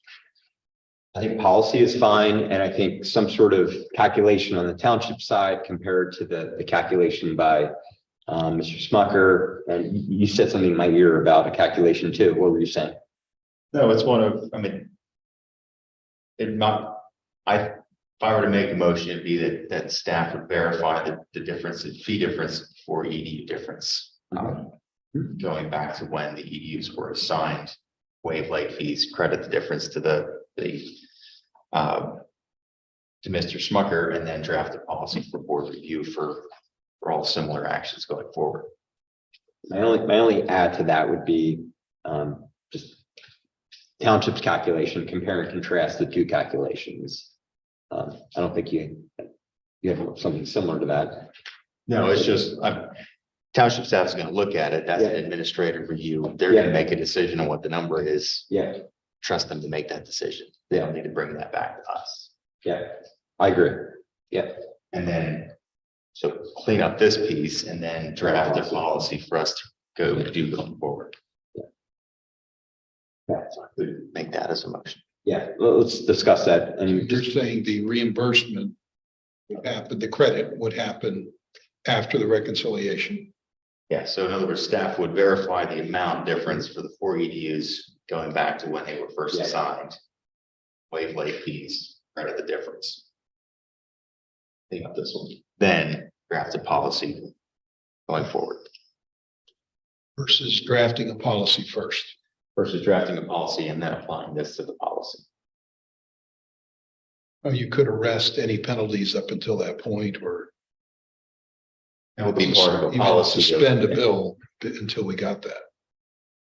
So a policy could have, if you're challenging, late penalties are waived during the challenge period, not to exceed 18 months out. Those are things that you would have in a policy. so the question here is, Mike, at least what I'm hearing your question is it a policy first or the cleanup of Mr. Smucker's EDU situation or vice versa? Seems like we could definitely handle the amount Yeah. without any more costs. Is there something from staff on what having the policy first would help us with? Make that decision. I know this is. Yeah, I think there'd be the opportunity for solicitor input as well. That's the other avenue of relief that Mr. Smucker would have had, the legal avenue. In terms of waiving fees, direction on, whether that's everything or just back, to the point from when the change was made. When, 24 could have been paid since July of 2020. Should there be, fees and penalties because they weren't paid since that point in time? Yeah. Do you want to go back even more than that? There's a variety. That's where I was talking about your point, Corey. Yeah. Trying to see the penalty the policy that's coming in first, but no more charges. I mean, clearly, We're also keeping the cash interest free for 20 years. He's not asking for interest. I mean, clearly the policy would have all of those nitty gritty details that we're basically asking staff to guess on because we don't have an approved policy. So that's where my head is going. I think I'm actually leaning now towards having a policy. I mean, we can. I think a policy in place would be helpful for staff. The question is, how long will that take? And We'll have a draft for your next meeting. Of course, I would ask that you clean me up. Because I've been working on this for several years. And I don't know what your policy is going to look like. Yeah. But do you apply a policy retroactively? Usually a policy is going forward. That gets a little bit sticky. And like I say, I'm not, I hear this issue of interpretation, but I'm not sure that there was actual authority there to assess the additional EDUs. Well, they have the authority to assess EDUs. That's their job. So I don't know. I don't know if we want to go down that. I think earlier you said you weren't looking for a decision tonight. Yeah. My sense of the board is that we want to work with you and we want to get a fair number, but we also want to protect us against every other property in the township that other people have been overpaying. They should come. Understood, but at least let's have a policy that says how to handle that. I totally agree. Look, if Comcast was overcharging me, I'd be pissed, right? I get it. However, I'm sure they have a policy on when someone calls. So. I think everybody's leaning definitely towards it. We got to make this right, but let's make it right the right way. Thank you, Mike. Yeah. Okay. I think we're closed. I'll take a public comment. Sure. There's no motion on the table, but do you have a comment? Just, so the question I have is due diligence wise, he brought a concern years ago, 3 years ago as a business to get this addressed. And we now are going to develop a policy off of this. So essentially as residents, he did his due diligence as a business to try to get this rectified years ago and it didn't. And now he has to stand up here and this be prolonged even further when essentially there was communication. It wasn't like he was negligent as a business owner. I don't think it's fair as a resident for a business to suffer from this any longer. I agree with Ethan that we have to really look at a business that recognized there was a problem. He had a problem that he was paying less. He stepped up and said, I need to pay more. He's bringing us, we're now making a policy of this, and he's going to be held to that same policy when he brought that to the township 3 years ago. So essentially, I don't think it's fair to any business at this point. I mean, he would be the last one to bring this to us, then a policy be developed. You develop a policy, usually involve a problem. The person that had that problem is given some kind of leeway. I think he's given a fair share, saying, give me my credit, and I will pay when I'm going to pay my fair share. I think we're essentially hurting a business that communicated. Unfortunately, the ball got dropped somewhere. But why we continue to let a business suffer? I think we're all looking to solve the issue. Our next meeting is September 18th. So that's all I have. Thank you. Any other comment? Thank you, John. Okay. Next on the agenda, we have 7A intergovernmental agreement regarding county land bank. This is Justin Eby. Do you want to give some intro to that? Yeah, the board heard a presentation from a few months ago. This program was also presented to the school district at their meeting a week ago. And they're considering it for adoption tonight. Yeah. It is a three-way agreement. It's an agreement that would be with county, the township, and school district together. And working through the land bank to identify properties that would be worthwhile pursuit for redevelopment. Hopefully recouping delinquent taxes in the process. The agreement was modified slightly from what you saw a few months ago, based upon request from the school board. It was really sort of language to better describe the arrangement than what they felt was in the original. Didn't really change the intention or the process. So I know Justin's on. If he wants to say anything, he's certainly welcome to do so. Just came off mute. Justin, can you hear us? Yeah, I can hear you. Thank you. Thank you. Yeah. Justin Eby, Executive Director of County Housing Redevelopment Authorities. We also administer the Land Bank Authority. Appreciate you taking up action tonight. I did get a chance to see that the school board did approve the agreement earlier tonight, and the Land Bank had approved the agreement a month ago. So with the township, if approved today, we can get moving forward as far as identifying and working with the municipality on blighted and underutilized properties to get them back on the tax rolls or to encourage development. We've had multiple municipalities since 2017 join the land bank, and again, have a lot of successful projects going on throughout the county, and we look forward to working with you as well. Thank you. Thanks, Justin.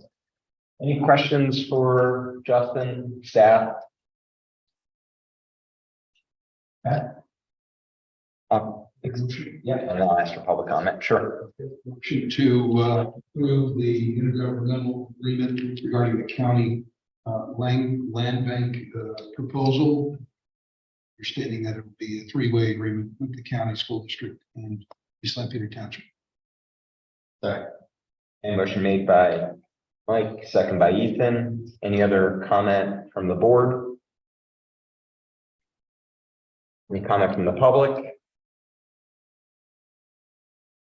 Okay, all those in favor signify by saying aye. Aye. Any opposed?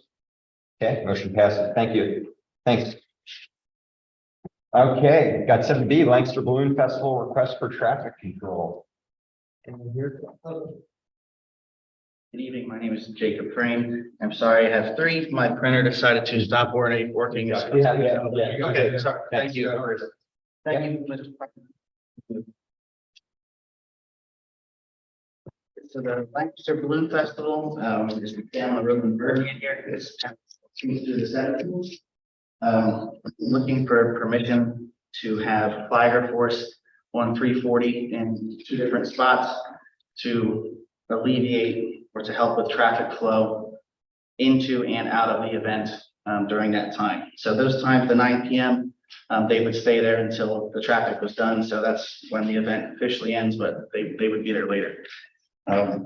Mr. Hutchinson indicated in his email to me that I would need to have insurance, which I will be able to provide from Flagger Force. I don't have the COI with me at this point, but I will have it. And will we be named insured on that? Okay. Wonderful. Sure. Back is two maps. There's two parts to this. So there's Flagger Force and there's also signage for traffic going east on 340. We're going to have signage going into Birmingham before the railroad bridge to alert traffic of what's coming up.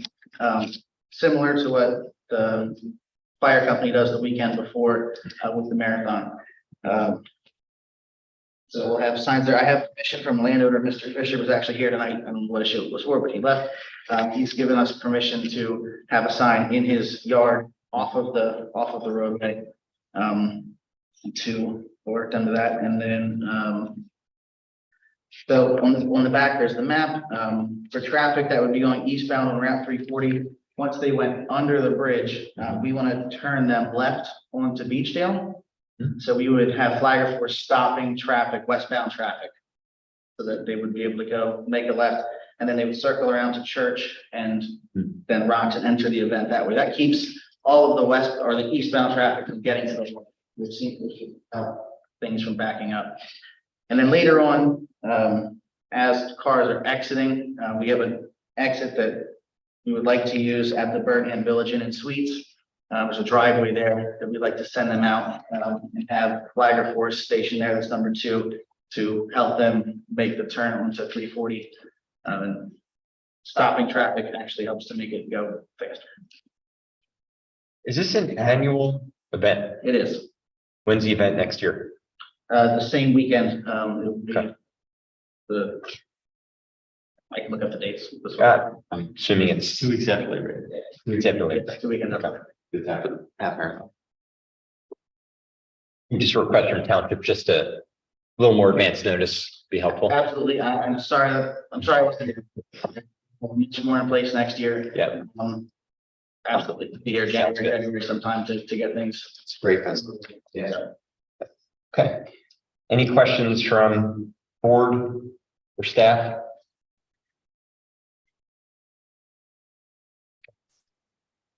I will accept a motion. We'll comment after that.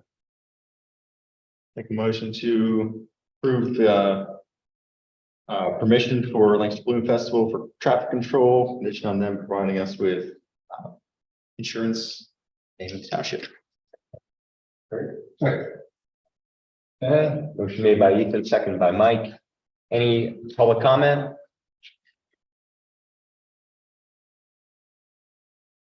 Favor signify by saying aye. Aye. Any opposed? Okay, motion carries. Thank you. Good luck. Okay, we have a reappointment to the East Line Pier Sewer Authority. Mr. Fred Clark, been serving since 2004. This term will be ending September 7th, 2028. Fred has indicated his interest and willingness to be reappointed to this position. We thank Mr. Clark for his willingness to serve. Can I get a motion for that? Make a motion. Brett Clark to the East Line Pier Sewer Authority. The term would be ending September 7th, 2028. Okay, motion made by Rogers, second by Mike. Any other comments from the board or the public? Okay, all those in favor signify by saying aye. Aye. Any opposed? Motion passed. Thank Fred when you see him. 7, I'm sure you'll see him tomorrow. 7D, scheduled public hearing regarding liquor license transfer application. How do you want to give us some background on this? Sure. We received an application last week. We're transferring this is the time when the Board of Supervisors is involved when someone wants to transfer a liquor license from somewhere outside of the township into the township. And public hearing is required and the decision has to be made within 45 days of the application.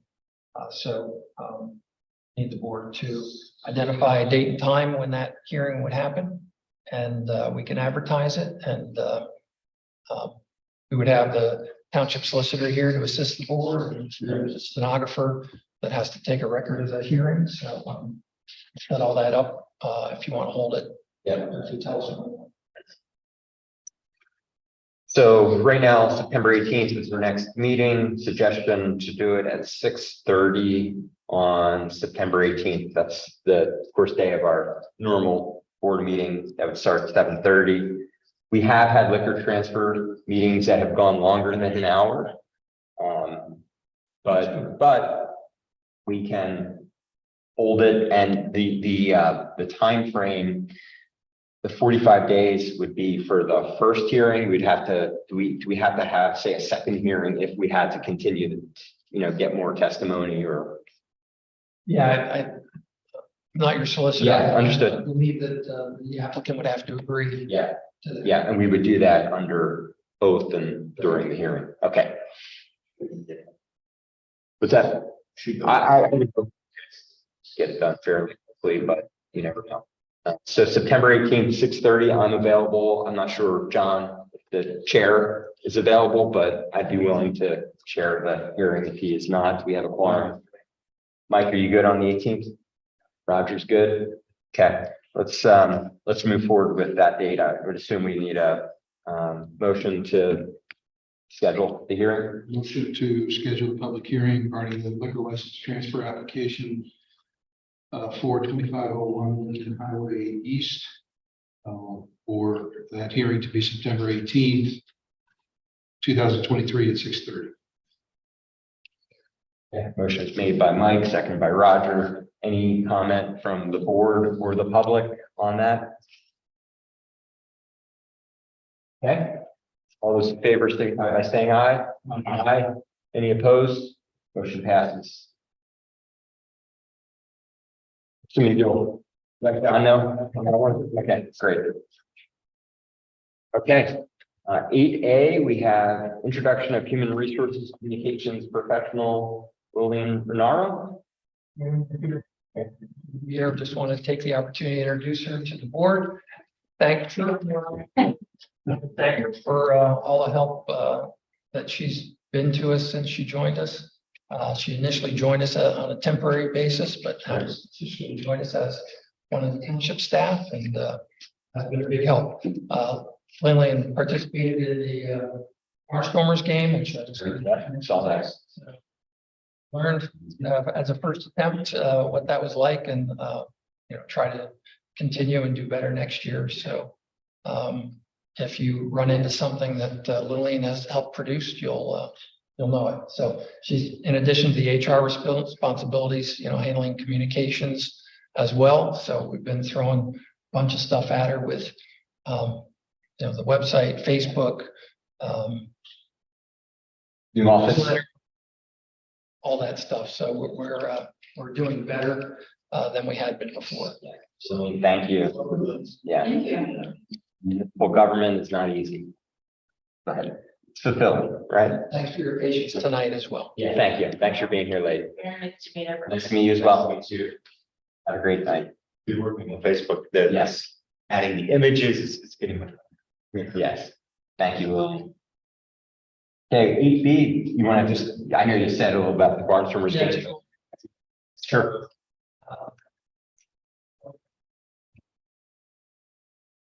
But there was a lot of participation there by our fire companies, and thought it went off well. We haven't heard yet on how much fundraising actually happened as a result, so we're waiting for that information. But I thought it was a good event, and we expect to try to do it again next year. Yeah, thank you to the township staff, the officers, and the fire companies that were there as well. Really appreciate it. I was in Myrtle Beach, and so I next year I will have to make sure I'm scheduled properly. And We need to get it scheduled earlier. yes, yeah. Sorry that I could not make it. Thanks again. We have 8C, engage property manager for 2549 Old Philadelphia Pike. Let's give a little history on that one. Sure. When the board acquired the property, which we call Moltz Mill property, several years ago, we entered into a lease with the then owner who we purchased it from to continue to occupy the property. He was using it as an art gallery in the mill building. And then he had also let the house that's on the property to a tenant. And so Mr. Stevens, who had been operating the art gallery, has now decided that he wants to vacate the property. Our lease with him goes through the end of this year. He wants to end that the end of this month. Okay. So we would then take on the responsibility of leasing the house. We expect to use the building, farm building that are on the property for township purposes. So I'd like to have a property manager engaged to help us with handling the arrangements with the tenant and future leases on the property. And met with a couple of property management companies. I was impressed by both of them.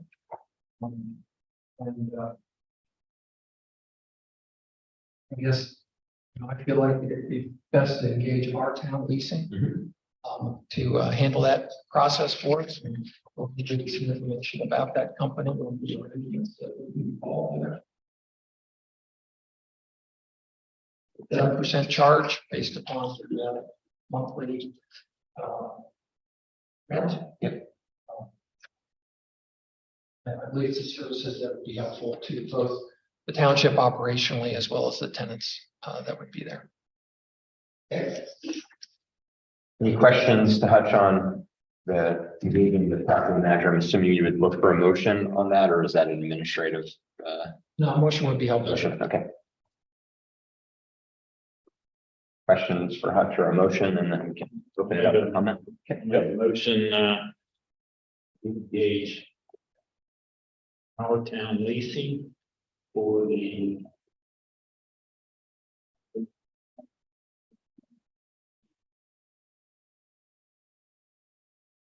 lease. Just for the house. Just for that. Yeah.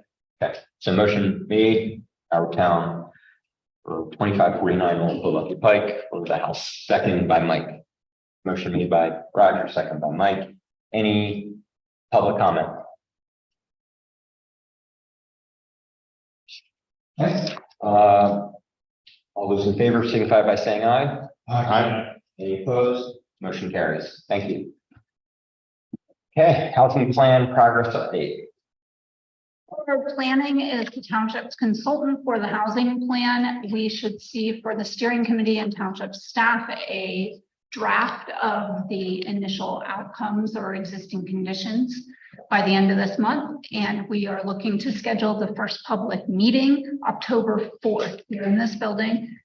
Just looking for a time from the board, anytime from 5 p.m. later. There's no other meetings that night in this building. Good, already added it. Okay, yeah, so and for John, it would probably be difficult to get here at 5. How about 6 p.m.? Fine. It's about a 2-hour meeting that they're looking. Oh, how about do 6 to 8? That's fine. Everyone good with that? And when you say it's a public meeting, it's a public meeting of the Board of Supervisors? We'll be advertising it as Okay. a public meeting. Okay. 6 to 8. October the 4th. It would be. We're not making it, No. just have actions, so no requirements. Yeah, makes sense. Yeah, I should have been clearer on my question. Yes, public meeting, yes. Okay. Okay, great. Hack pollution reduction project update. We're going to actually bring up the images from the original funding request, or excuse me, DEP request for approval. So this is the hack project, 2,100 linear feet of stream bank restoration. You can see in the pictures, there's some gouging of the stream in areas. There's steep banks, and the project at this point is complete to the point where all that needs to happen is the planting. In this weather, in these conditions, that planting can't happen for obvious reasons. So that planting will occur in mid-October. If you could go to the picture. So this is what it currently looks like. You can see they laid back the bed, the stream bank bed. And if you could go to the next one. Expanded the floodplain zone just slightly, and which will allow for a great installation of the water loving plants. Great. This will amount to over 200,000 pounds of sediment reduction. So this was a great partnership with HAC and the township. We'll install signage in the near future as well, explaining what was done, why it was done, and the partnership involved. Are there any opportunities for awards, or, usually the county has, different opportunities to show off projects? Seems like a good partnership between us and HAC, and We can definitely look into that for maybe next year when we've had at least one growing season under. Cool. Because right now it looks pretty bare. Yeah, I but know. It'll look much better in a few months. Cool. Great. Any questions about the hack project? How many varieties of water loving plants are going to go in? I leave that to the landscaping. Okay. Just curious. It's beautiful. It's hundreds of plants though. Yeah. Oh, yeah. If not that. Okay. I was gonna say 10,000. Yeah. Okay, great. Okay, discussion regarding draft nuisance hotel ordinance. Do you want to give a little context to this one? Sure. This was on the board's agenda earlier in the month as well. The request of the chairman to bring this back up again. The board members who have been on the board for a while will recall that this was discussed a few years ago, and the board at that time decided not to proceed with adoption.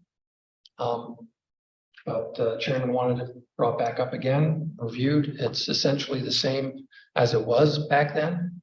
And you have the opportunity for additional discussion. It has not been advertised for any action. Yeah. So just like any other ordinance, it would have to be advertised and public hearing would have to be held. Chief Zerby's also here and available to you if you have any questions that would involve how the police would manage this particular ordinance. And I understand Mr. Sicking was informed and likely has informed some of his colleagues and peers of this. So That's right. yeah, so we're open discussion. Love to hear commentary, thoughts from. Chief, do you think you'd be here to put a summary, since obviously it was brought up here tonight? That would be great. Sure. What's proposed in the ordinance, that copied for you would be the identification of what would be a nuisance hotel operating in the township, which would be identified based on the number of varying types of calls that police would have to be responding to there within a period of days, which is currently listed as 60 days.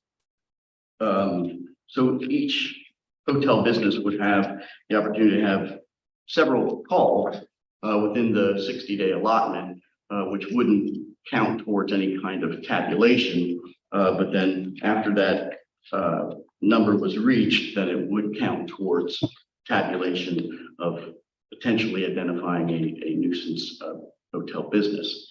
Now, the means by which that is then addressed would involve some communication, written formal communication between the police department and the business owner or management, and subsequently look to formulate a plan for which the business owner could alleviate the nuisance activity.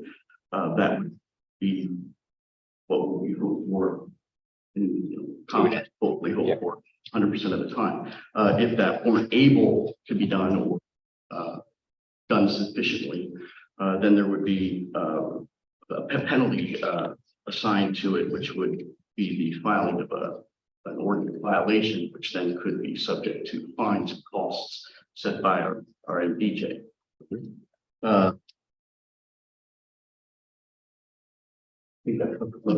think you captured it. And obviously, police are going to respond to any criminal activity that's happening there. This would, in effect, kind of put a hotel on notice early on. The insights of your officers, your various shifts and so forth. And again, I think because we brought up tonight in some public comment, it's important for us to hear that, and that we're moving forward on. Thank you, Chief. Any questions for Chief from the board, the public? Any comments from the public? Sure. Just want to state your name and sure. I'll take the opportunity to introduce myself as well formally. My name is Michael Lituaro. I'm with Lancaster Online. Just one quick question for the chief. You mentioned activities, what are some of the activities that you can call in ways that you can? But the activities enumerated in the ordinance are following: stalking, harassment, failure to disperse, that would be a crowd that would not disperse, disorderly conduct, assault, any domestic violence crimes, reckless endangerment, prostitution, patronizing a prostitute, human trafficking crimes, public disturbance noises, lewd conduct, firearms or dangerous weapons violations, drug-related loitering, drug-related activities, dangerous animals. I'm repeating drug-related activities. Those two went together. Those are what are enumerated in the ordinance. In terms of what do we actually respond to, everything from A to Z. I mean, everything from assaults, whether they be domestic related, non-domestic related, drug activity, drug sales, drug manufacturing, prostitution, whether it be Johns or female prostitutes, variety of natural causes death, variety of overdose deaths, rape calls, things like that. Just a couple of questions quickly. Anything outside of that list that is a unique to calls you might have received, and predominantly are these perpetrated by residents of the county or people outside the Stories Passage? Any indication? As far as anomaly type calls, I can't think of anything. I mean, we've responded to about every kind of call, including homicide at some of the hotels. So I don't really have an anomaly type call. And the second part of your question was, I know that do we have people who are visiting perpetrators? This it would be a mix of both. You would have people who are tourists out of Lancaster County, out of the state of Pennsylvania, that would be involved. And you would also have a group of people that would be residents of Lancaster County that are staying in the hotel for one reason. And from an all variety of shapes, sizes, walks of life, race, ethnicity. Thank you very much. Thank you very much. Thanks. Sure thing. Thanks, sure. Yep. Just state your name. Yes. Yeah. So my name is Deep Patel. I just want to ask the police officer, can we have a list that year 2020 and 2023, or might be 2022, like about the call list from each hotel? The number of calls. Yes. Yeah. But I Chief, do you have any data on hand for? Great. Feel free to share. So the landscape of our call response to our hotels is as follows. Going back as late as 2017, we responded to 483 calls in all of these Peter Township hotels. And that number climbed to 597 in 2018, and it stayed at 598 in 2019. And then we saw over a 1% increase in 2020 to 1,151. And then 2021, 1,289. And then last year, 1,066. Now, so far this year, it appears to be coming down some. We're at 545. Middle of August, I would say that number is going to hit somewhere around 900, based on just month to month type of stuff. 900, maybe 1,000. But and I say this with as much respect as possible, but essentially the township has a little more than 50 overnight facilities in East Lampeter Township, with approximately 3,000 rooms available at any given time. And of those 50 plus or minus hotels, we have 24% of that number, making 63% of our call response. Mhm. That's why we're talking about So let's repeat that, 24% of the motel 24% of our motels generated are generating 63% of our motel call volume. In motel, any overnight stay. Any overnight Yeah, stay, yeah, including B&Bs. yeah. Yeah, thank you. Any other questions? Yeah, you, and then, I'm sorry, I keep forgetting your name, but yeah, Rob, go first and then Rob. Just state your name, sorry. Name is Siddharth, and I would just like to ask you that if we have any, the total calls that we get from the township versus the hotel. Like, do we have any comparison to that? So, I think what you're asking is, are those calls that are actually generated from an officer that is seeing activity on the property and then they're creating the call versus the call actually going through the dispatch center and getting called in. Those numbers do exist. I don't have them in front of me. Okay. Yeah. And I think maybe because of the COVID time, usually that time we had a lot less tourists and more local people, which were engaging in a lot of different activities. And I think it's over now and it's going down. So I think those are the main reasons for that. Yeah, I mean, I was thinking. it's still gonna be likely close to me. Just based on the trend, it's like you said, maybe 900 to 1,000. So definitely going down, but still fairly high for the township. I mean, how many calls do you have from my neighborhood in a year? One call? I mean, You mean your house or? yeah, hopefully not my house. Yes, Robert, sorry. That is, chief excellent job with this part of this. So the thing is, COVID in general, almost every, I mean, just in the EMS side of it, we were down 50%. So our call volume was down by like 3,000 to 4,000. You look at the hotels, that's a concern being a resident, is that call, the average calls went up when everything else, fire and public safety in general went way down because there wasn't, the people just weren't here. So that's a concern just from a resident, but are we at a point now where we need to look at a code enforcement officer? Because you're tying up the police on 1,000 calls. Additionally, we are adding 1,100 residents here at Rockvale. We're adding residents everywhere we turn around. We are building the township, which is great. That's what we want. But the reality is now you are asking the police department to essentially take care of something that a code enforcement officer that really could take. If they could start the claim and then pass it off instead of having to go to these. I mean, it leads to burnout. Sorry, you're asking 1,000 calls at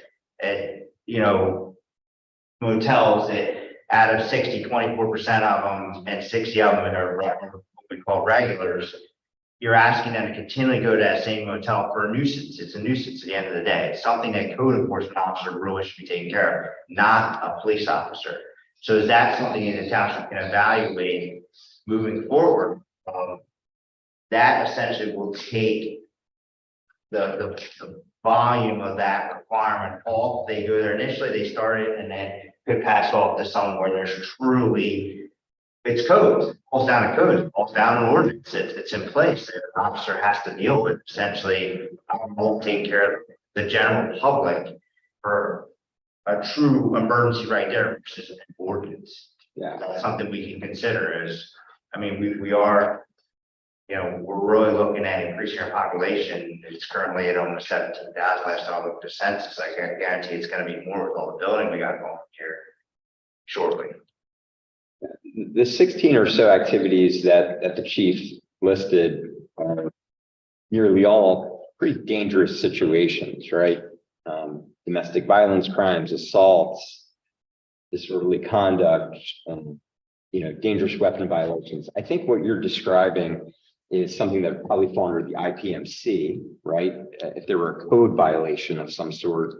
Our IPMC ordinance is pretty limited, right? It's complaint based per se, right? It's not a code officer going out doing random visits. We limited it to, reactive. So could that be something we look at? Possibly, but I think this first step is, specific to these, I would say, more dangerous situations, but it's a. Right, but they take care of that. The Motel 6, for example, we were there all the time. Yeah. Essentially, and we knew about it, but there was no enforcement, there was nothing to enforce. So now, essentially, the officer, would take care of any situation they have to immediately, but then obviously the code enforcement officer would be coming in the next day saying, all right, this is, we have a trend here, and obviously we want to try to fix it with the business, but if it keeps going away. Again, Motel 6 was a miss. It was luckily there was no fatalities. There wasn't a lot of people got displaced, but the other resources had to get involved. But that essentially what we consider a near miss from a catastrophe. So that essentially we knew about it. We did come up with a plan, and it happened. And now we know it doesn't mean the motel's back open again. So we still have ordinance in place. So that's just what I'm thinking. We're looking at burnout and stuff like that. Kind of dealing with some of these ordinance, take some of this continued things off of everyday things. Ash, were you going to say something? Just that, I believe that the numbers that Chief provided, are all genuine police calls, that they are code enforcement type calls. Right, but eventually there comes a point where if you're called to, you're induced because you met a criteria so many times. Just like someone that calls 911 for an automatic fire alarm so many times, or their house goes off for an automatic fire alarm, there's some kind of ordinance that says after so many, there's something involved, correct? So, same thing with the police department. You call there, not everyone is the same. They call, but there are some there's police instances. If there's a trend, like human trafficking multiple times out of certain business, then there's some kind of ordinance that has to be involved, and we're asking the police department to kind of take care of that. Is that really a police officer's job? I think for these 16 reasons that we have on this nuisance policy, yes, the police code officer should not be dealing with an assault, stalking, harassment, failing to disperse disorderly conduct. Who's going to deal with the business? That's what I'm saying. That's not what we're discussing today. I understand your point, but Let's make a comment on that, which. I'm making a comment at the last meeting and previous meetings on the Motel 6 incident, specifically of. The trend is there, and the goal is we've got a bunch of great hotels that do fantastic work. But if you do a ride along with fire, EMS, the police, there's frequent flyers. We've had this with other types of things, look at our response stats for automatic fire alarms. I think it's a great example of most businesses, if they have the fire alarm's going to go off on accident a few times, but there's an escalating, it starts to be a regular occurrence, the fines go up because the goal is we want the property owner to take responsibility for their property and fix the problem so that we don't get called out for a lot of busy work calls, and so our firefighters aren't worked too hard. The similar concept goes in the hotels. Motel 6 is an example of this. So we did have complaints for IPMC property maintenance violations in that hotel. We did send out people to inspect based off of that. When they went out, everything was clean. When the firefighters and EMTs and officers responded to the fire call, those hallways were full of everyone's stuff. So right now, based on just a property maintenance code complaint-based response, we get a complaint, we can go out, they may fix that one piece. For those hotels, because your criminal activity doesn't want to pay for a high-priced hotel, which typically means the hotel is in, there's a correlation to it's in disrepair. So it becomes one of the goals. We want property owners to take care of their properties, maintain them, keep them free of other issues, which typically will also reduce the amount of calls you're getting from the hotel. So I think it is perfectly reasonable to look at potentially after there's this ordinance by itself, which I think is beneficial and good. Yeah. Once this is in place, you can look at our IPMC piece and say, look, if the hotel's been on the nuisance list for 6 months, we're triggering a regular codes inspection. Because we're also seeing from the police officers and EMTs and firefighters responding to these calls that there's also code violations going on in addition to that.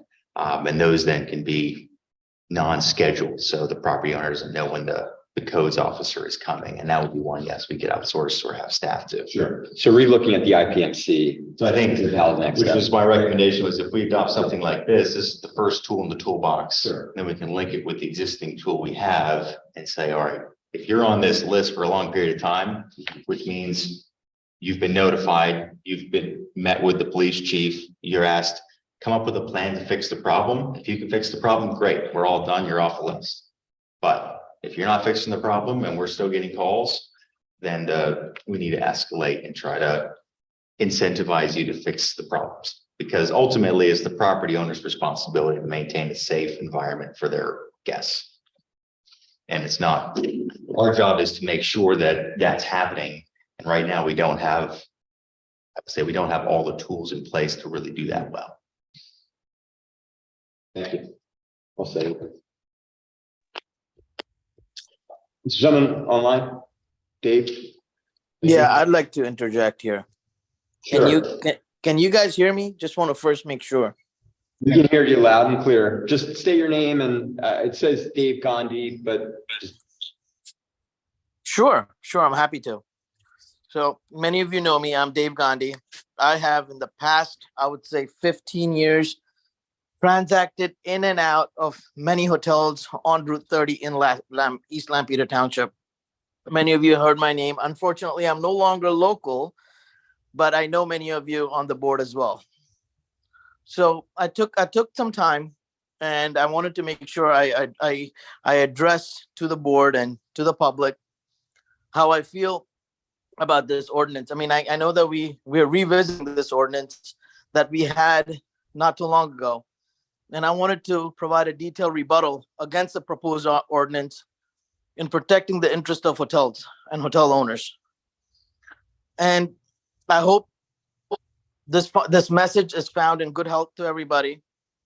So I wanted to express my strong opposition to the proposed ordinance that is considered under consideration by East Lampeter Township. As stakeholders and representatives of the hotel industry, we feel compelled to provide a detailed rebuttal outlining how this ordinance would significantly impact our businesses and hinder our ability to serve the community effectively. First and foremost, it is crucial to address the impracticality and burden that this ordinance places on hotel owners. The requirement to control who books our rooms and what type of people they are is not only unreasonable, but also impossible to implement. As hoteliers, our primary responsibility is, as you accurately mentioned, provide safe and comfortable accommodations for our guests, regardless of their backgrounds or identities. Implementing such restrictions would infringe upon the principles of fairness, inclusivity, and privacy that are fundamental to the hospitality industry. Furthermore, this ordinance fails to recognize the diverse range of travelers that visit our establishments. Hotels serve as temporary homes for people from all walks of life: tourists, business travelers, families, and individuals seeking respite during emergencies or transitional periods. Placing unnecessary restrictions on who can access our services would not only create an unwelcoming environment for potential guests, but also tarnish the reputation of our community as a hospitable and inclusive destination. The success of our hotel relies on attracting a wide range of clientele, and this ordinance would undoubtedly hinder our ability to do so. Additionally, the proposed concept regarding emergency evacuations and alternate accommodation plans raises concerns about feasibility and practicality. While we understand the need for emergencies and preparedness, it is crucial to recognize that hotel owners already have protocols in place to ensure the safety and well-being of our guests. Our establishments adhere to strict fire safety regulations, evacuation procedures, and cooperations with local authorities. Introducing Additional burdensome requirements without a comprehensive understanding of our existing safety measures only adds unnecessary administrative burdens and potential confusion during emergency situations. Moreover, it is important to consider the economic implications of this ordinance on our business and the overall vitality of the community.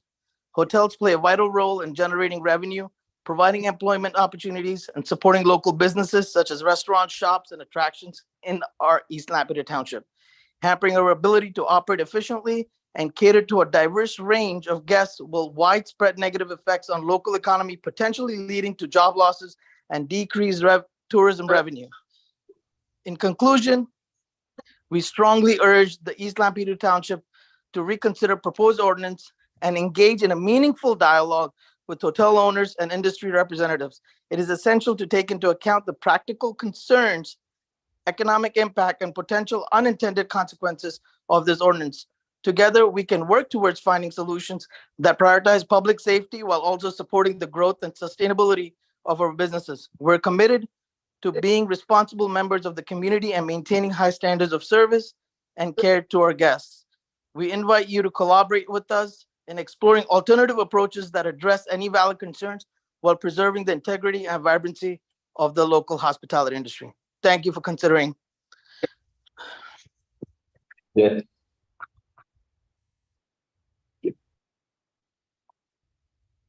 Does anybody have any rebuttal?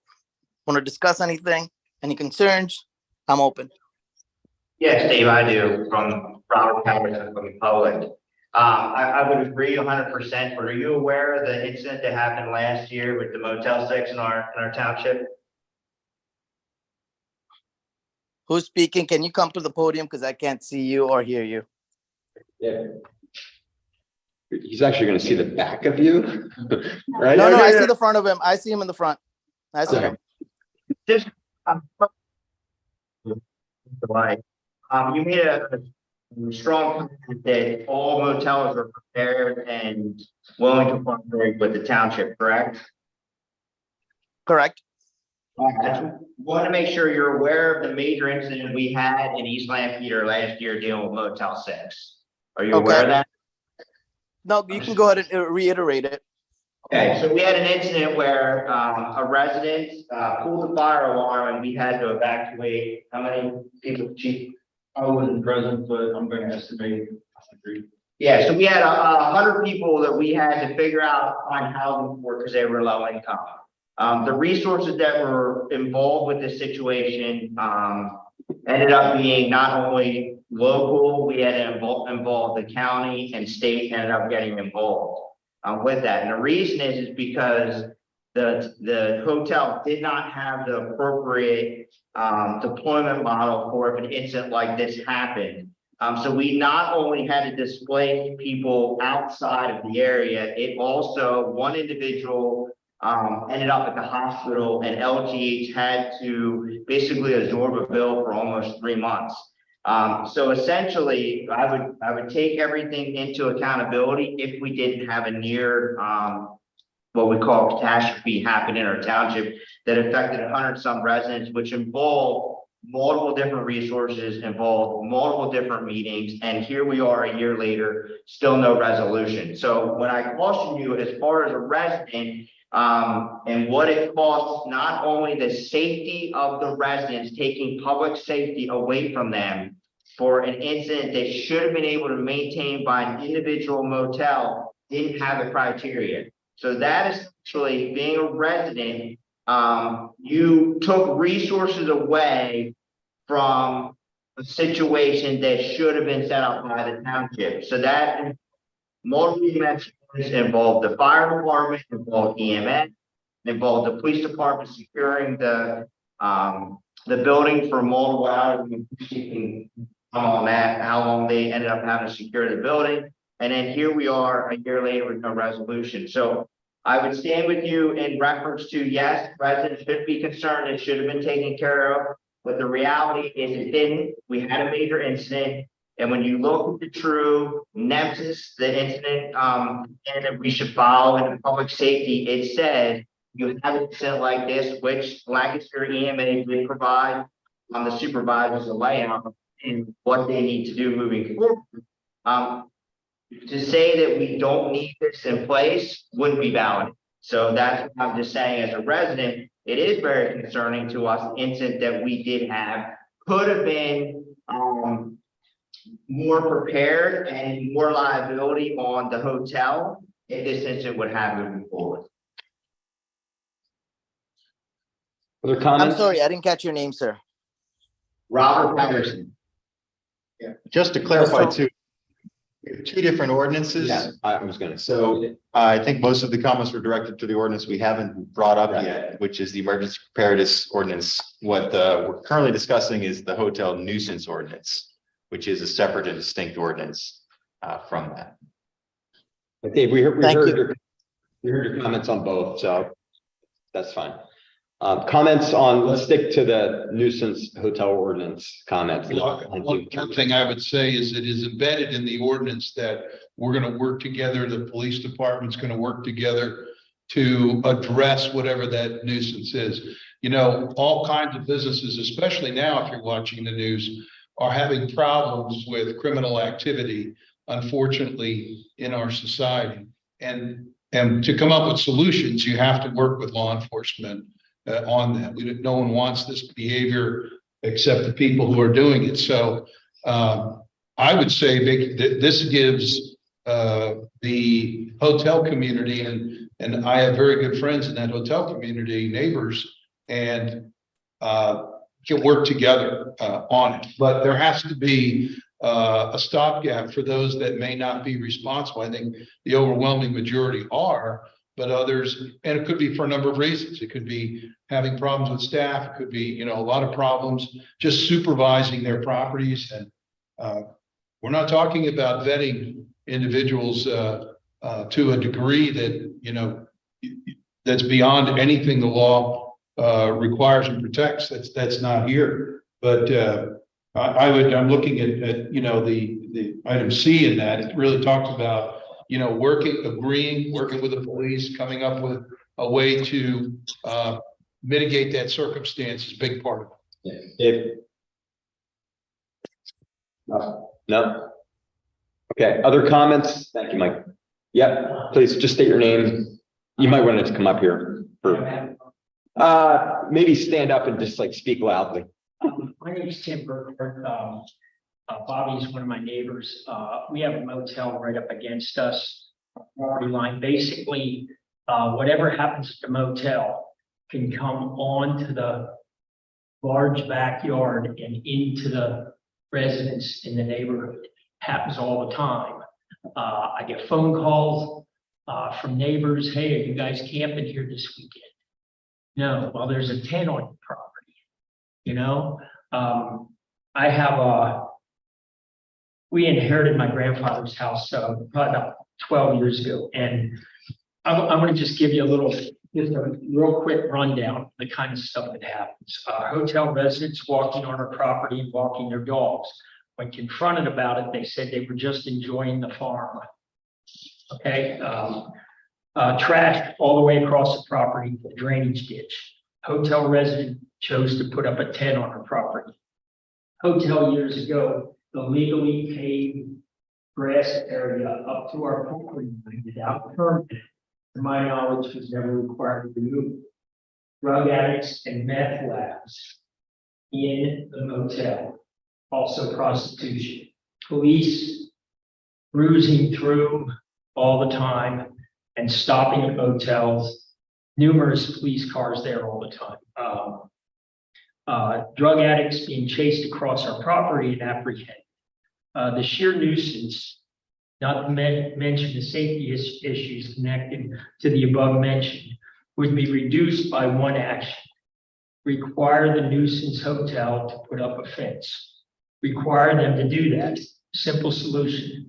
This will force the nuisance hotel residents to stay out of our community.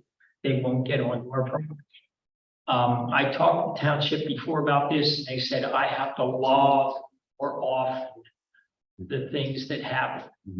The folks that come onto the property, lay out their artwork and nurse their babies on our property from the motel.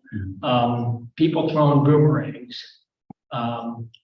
it goes on and on and on, you know, I'm down there cutting grass and somebody's walking across the yard. And I talked in the motel about it. I talked to David about it when he was at the motel. And I've been hung up on, I've been saying, oh, there's really nothing we can do about it. They're just our residents. What I'm concerned about is protecting the rest of the neighborhood by one fence. Whatever happens in there is up to the motel and the police department. I don't want it happening over on my property. I don't want it happening in my neighborhood. Thank you.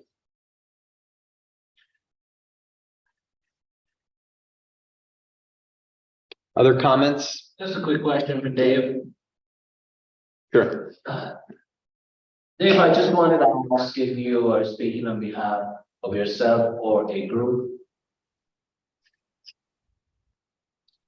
Can you hear me, Dave? I have 4 hotels in the town.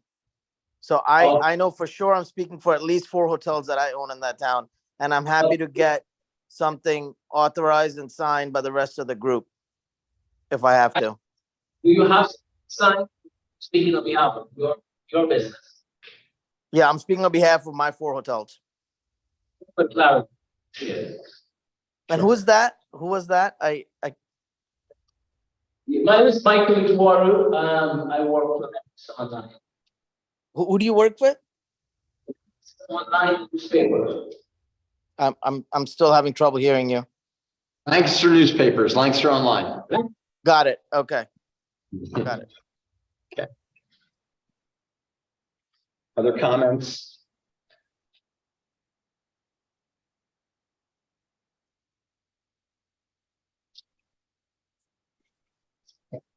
Not hearing any. Yeah, hi. Sorry, Kalpesh? Yeah, hi. My name is Kalpesh. I am a part owner of Wyndham Lancaster Resort.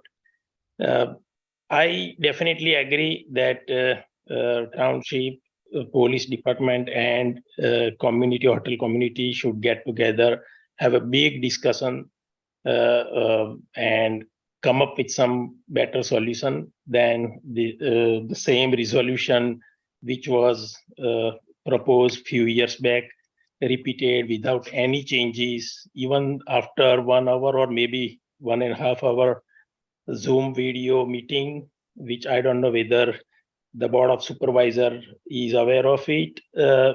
We have raised so many questions, so same questions are still unanswered. Just for one example, it says in one of the violation, it says domestic violence.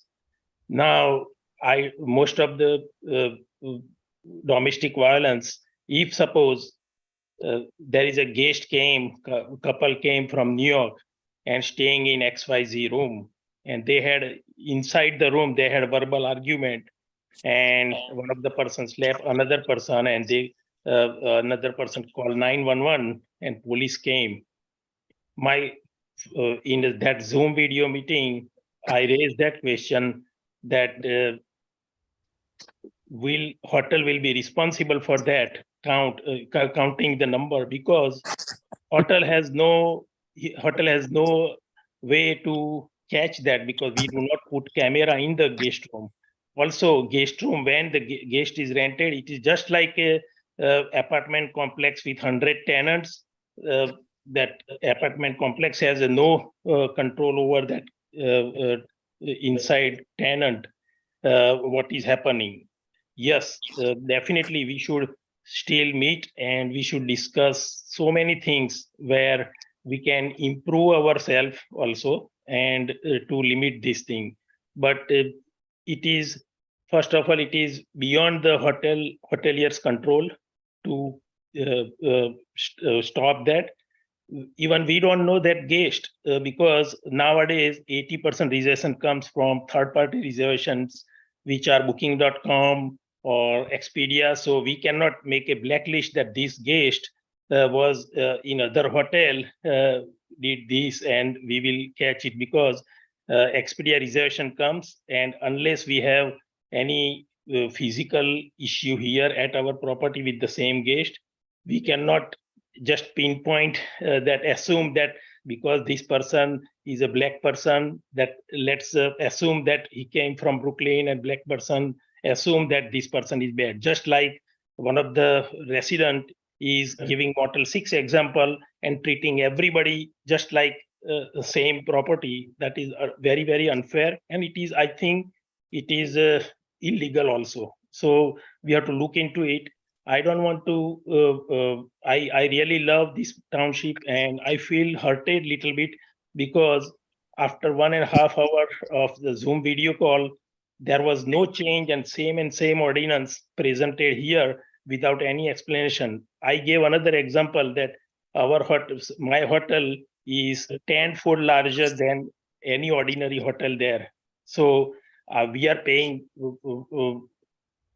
very high real estate tax dollar amount compared to the 50-room hotel. So should we have to take consideration the hotel with 300 rooms or hotel with 50 rooms have the same stick of standard? That is also unfair. And I just wanted to request the board that definitely we have to improve. All hoteliers have to improve. At the same time, we have to understand each other, how we can control. Believe me, I am day-to-day operator, and I train my manager so badly that they have to watch so many things, and we try to control any mishap happen to our property. And same alertness, every hotelier should do it, and they might be doing. I'm not saying that they are not doing, but if we all gather, and this is not just a one meeting issue, we might have to have a larger meeting, and I'm volunteer to host that meeting at my property if everybody agrees. And I will, I think after first meeting, once we all discuss and come up with some basic formula, and then that is not final. Once it is approved, and if that thing is followed, every 3 months, every 6 months, we should meet and come up with, okay, that this was another issue which we need to tackle. This, then we can all discuss and come up with something. Please understand, we are business people. We are not here to do any illegal stuff. And I believe township and township has laws in books. If somebody is, like one of the board members suggested, if there is any violation or there is any crime committed by any hotelier, any person, any hotelier, we should enforce that very strictly, because if we do not enforce, then those laws are wasted. And I believe that that should be also taken into consideration. Thank you. Thanks, Kapesh. Other comments? I wanted to add one small thing, which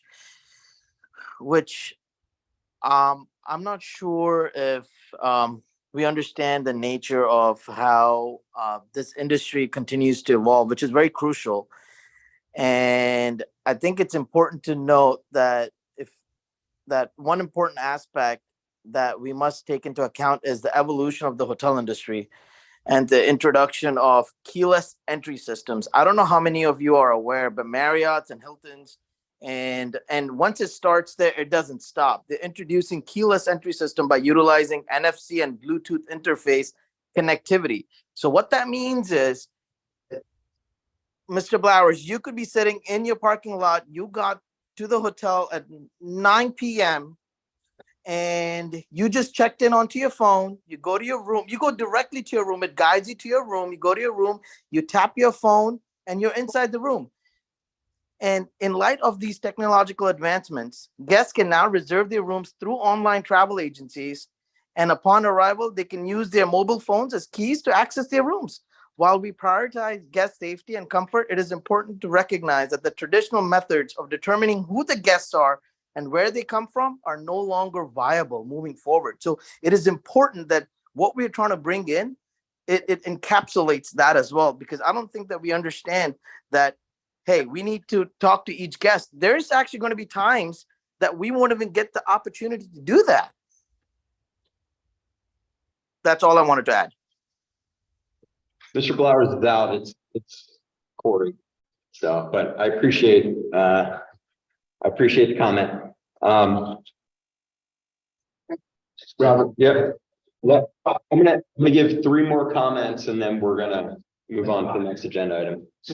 Statistics, so we have 60 hotels, and out of them, only 24% of them actually are considered a nuisance. So when you're looking at statistics and analytics, David's necessarily comparing to everyone else, concerns by the residents really need to be taken into consideration. Because if it truly was a global, every hotel was having the same concern in our township, we wouldn't be talking about this because it's obviously a global, it's not a global issue. The concerns that we're bringing to you is objective information, is situations that are putting the residents that live here, he doesn't live here. So the residents that live here are put in jeopardy. That's the issue. That's what's stemming. And the incident last year put other residents in jeopardy because our resources were overextended by one incident.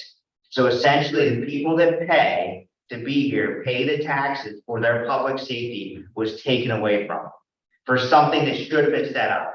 So that when we're truly looking at analytics, David's is falsified information stating to the residents of East Lamphere, and he's putting us in jeopardy. And I think that we have to bring the residents in here that to speak on that behalf. By all means, we will do that because yes, you have businesses very well. We have residents that are truly paying taxes to live here safely. And if their life is being put in jeopardy, which happened last year, that's where we have to draw the line. And that's the concern we're at today. And I surely hope that our supervisors will really look at that versus a business, that they're not essentially living here. We're putting our residents in. That's a concern. So if it was correct, if Dave was correct,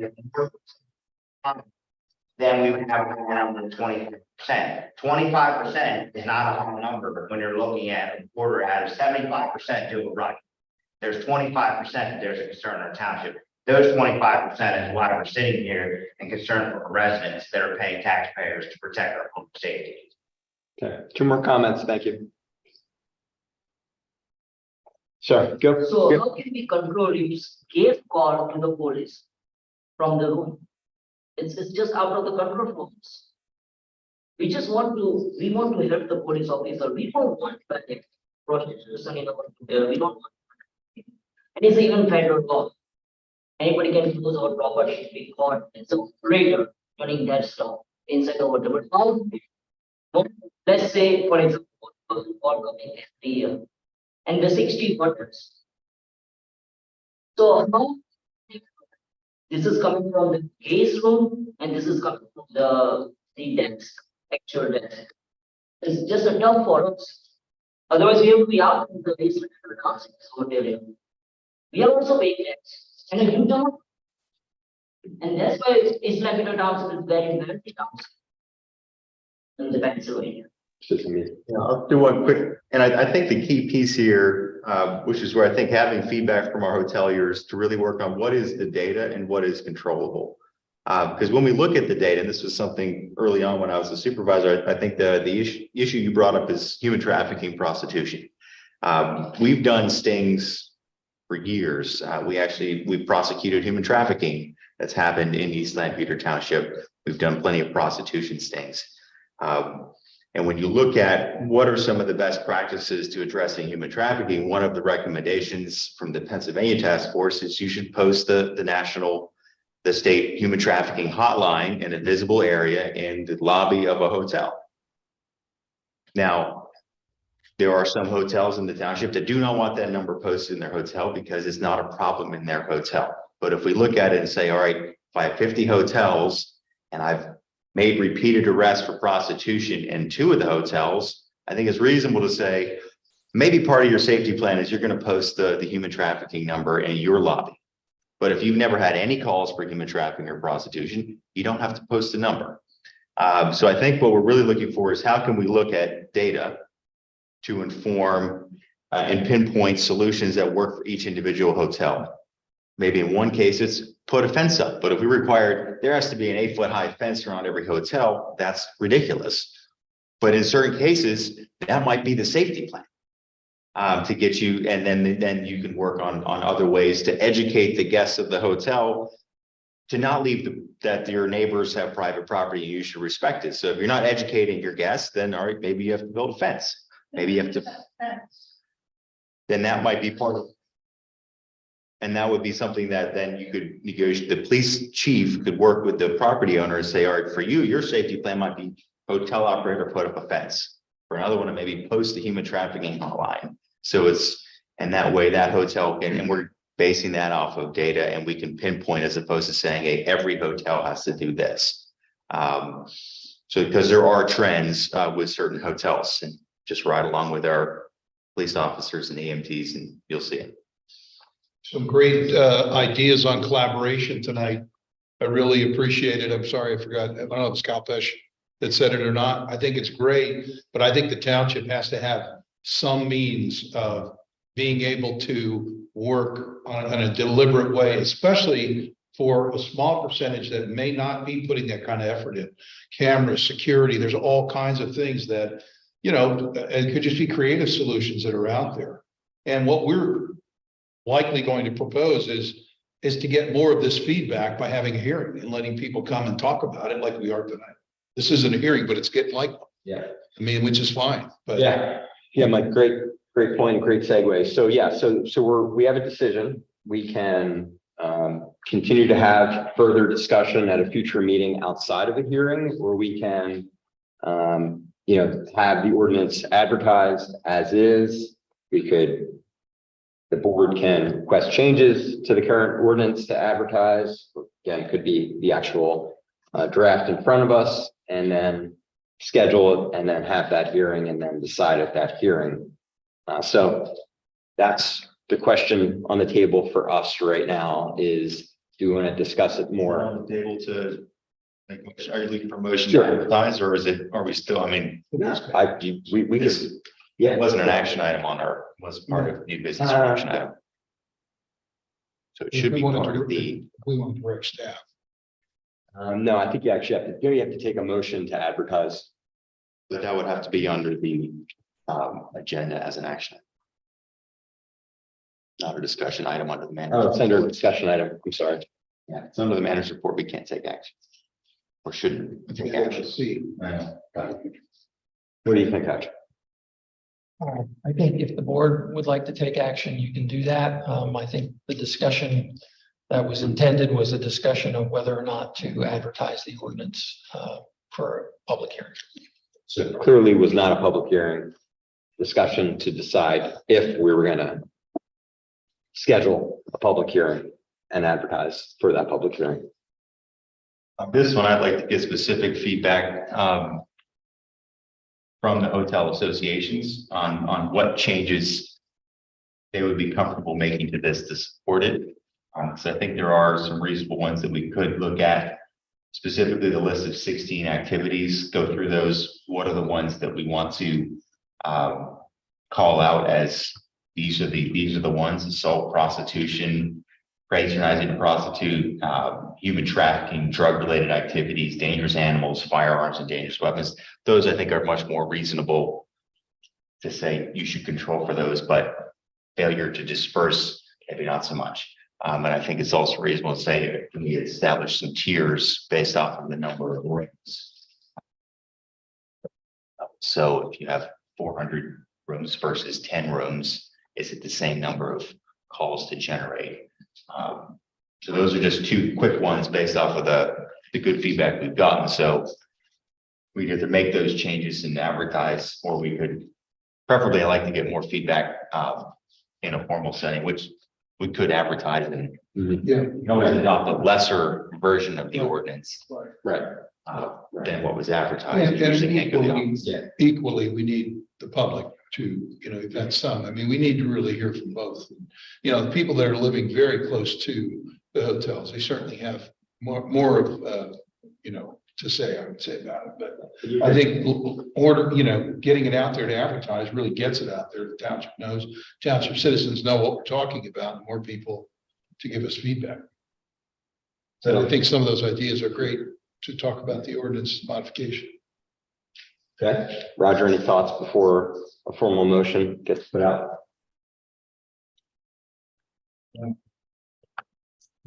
is a good start. And more input from those people directly, those residents directly next to I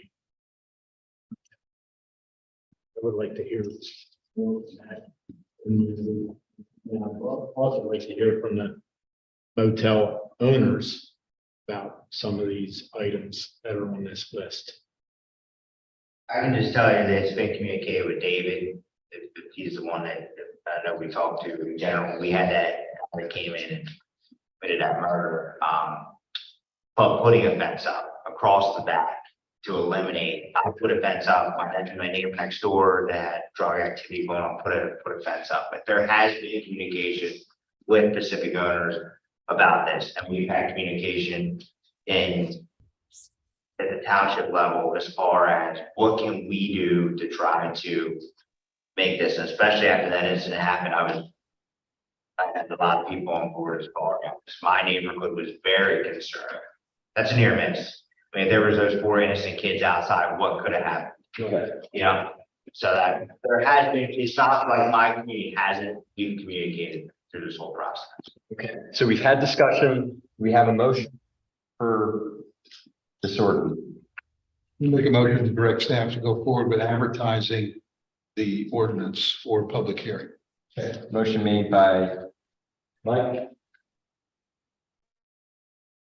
Second by Roger. Any other comment from the board first?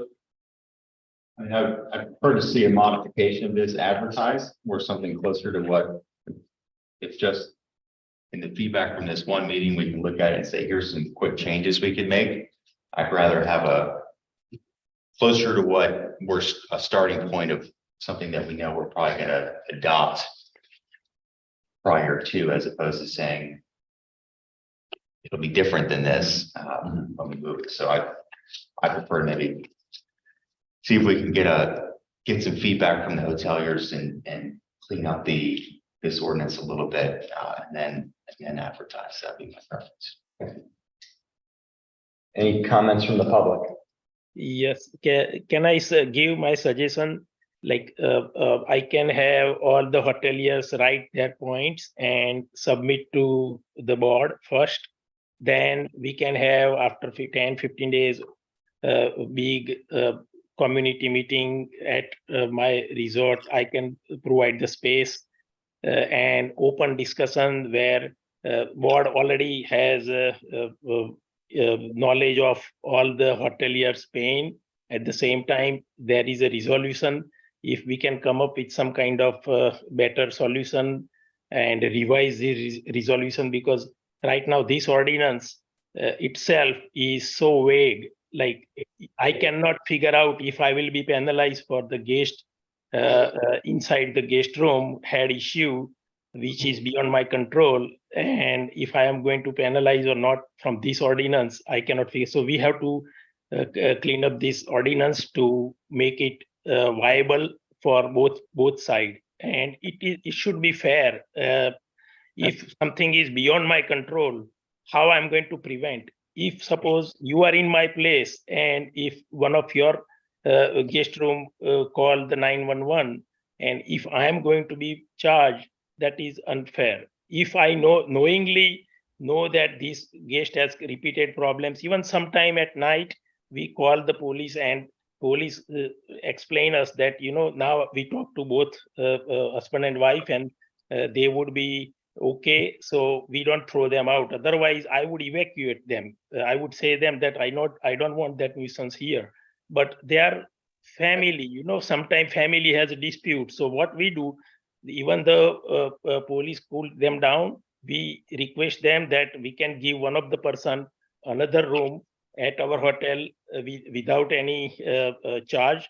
So this way, that night they cool down in next 4, 5, 6, 7, 8 hours, and at checkout they can both go together, go home. So this is what we are doing. So I think we are already implementing whatever the best we can do it, but still I think what I feel that this is my suggestion that first receive all the comments, even 1.5 hour video, that Zoom video for 2 years or 1 year back, board will get so many questions from the hotelier from that video.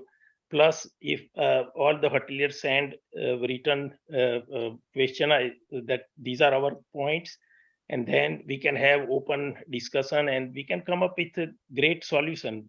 I believe in the safest community, and East Lampeter is my favorite town because we have least concern like any other township I have seen where we have like parks and those. Then we are doing great, and police is very attentive. Anytime anybody has called, within a minute police comes to the place, so they are very I thankful for that.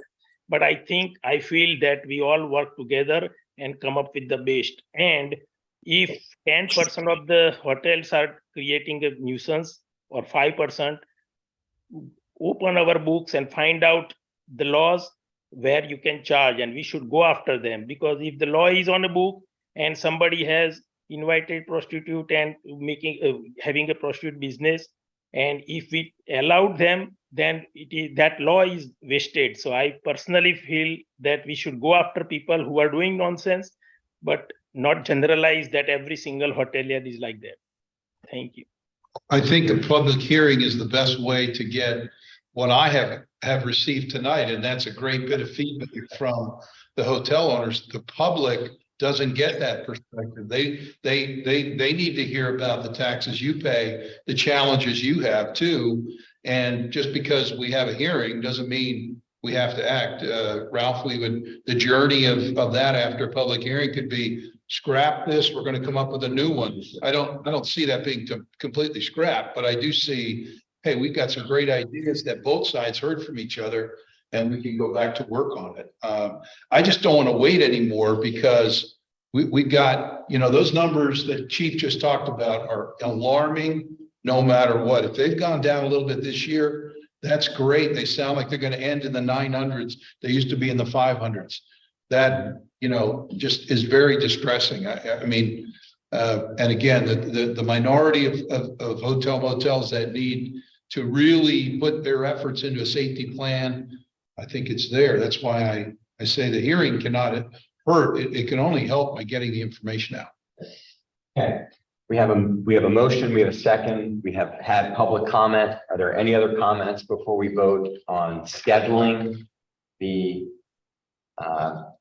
public quick one? I appreciate that we're now talking about this. Yeah. We just didn't for 12 months. We had 12 months where we could have had all of these public discussions. So I think having a public hearing is a little different. We're sitting in a different role. Yeah. This a public meeting where we're discussing and it's on the agenda, and we make an intentional effort to invite more people to it, I think is a much better next step, rather than saying, all right, now we're sitting in our judicial role and we're taking testimony and people are getting sworn in. And this is, I think, gives us much more give and take, unless I'm incorrect on the public hearing. Legislative. Right. No swearing. There's no. Yeah. So anyone can give comment and Yeah, there's feedback. a party to the case. Yeah, and They're not the established party or anything. It actually gives time for people to get their thoughts organized and bring them, whether they do that collaboratively or individually. And to Ethan's point, you can't, if you put an ordinance out there, you can't make it stricter than what you put out, but you can reduce the scope of the ordinance. Is that correct? Percentage change. Yes, I've seen where ordinances have been amended to be less impactful. Yeah. Before adoption. Yeah. But not more impactful. Okay. And that's somewhat of a judgment call, in those circumstances, what changes would be meaningful in that regard. So. And that's where I don't want to get into a potential future issue of, like, if we establish tiers of hotels, some folks might see that as more impactful and some might see it as less impactful, depending what tier they're in, which then gives potential grounds to challenge. So if we're making a lot of changes to it after it's advertised, I want to make sure if we pass something, we can use it and it has teeth in it. The other alternative is, changes are made and then you advertise that. Advertise that. Which are- Yeah. And go right.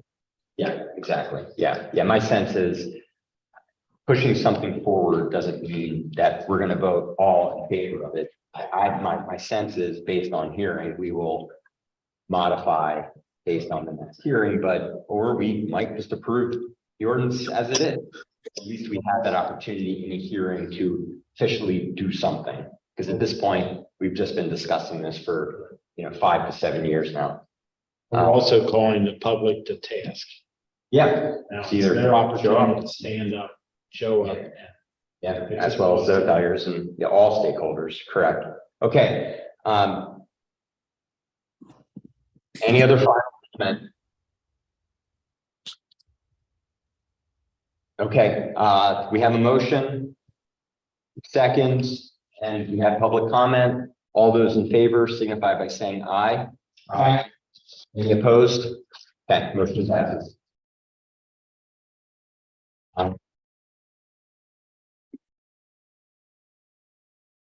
The date of that would be the next meeting. Which I should have. Yes, that's the next possible time. Yeah. Get it advertised for the meeting on the 18th. 18th, okay, so sounds good. Okay, next, we've discussed partly discussion regarding draft hotel alternate accommodation plan ordinance. Much more of a really a first draft, and anticipated that there would be changes. Staff has looked at it, and there are some areas that we need to be modified. I'll be interested in getting this to the board and getting your thoughts so that those could be incorporated into a second draft. The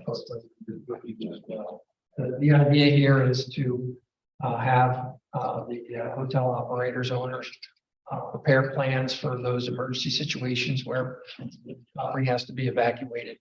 And I would envision where the township will come out with a sample of a plan. With ordinance, if the board would eventually adopt something like this to try to assist business owners with something that would help in the event that the property does need to be evacuated. So that's sort of the main concept. This was shared with the county hotelier group. I did forward it to Mr. Sicking and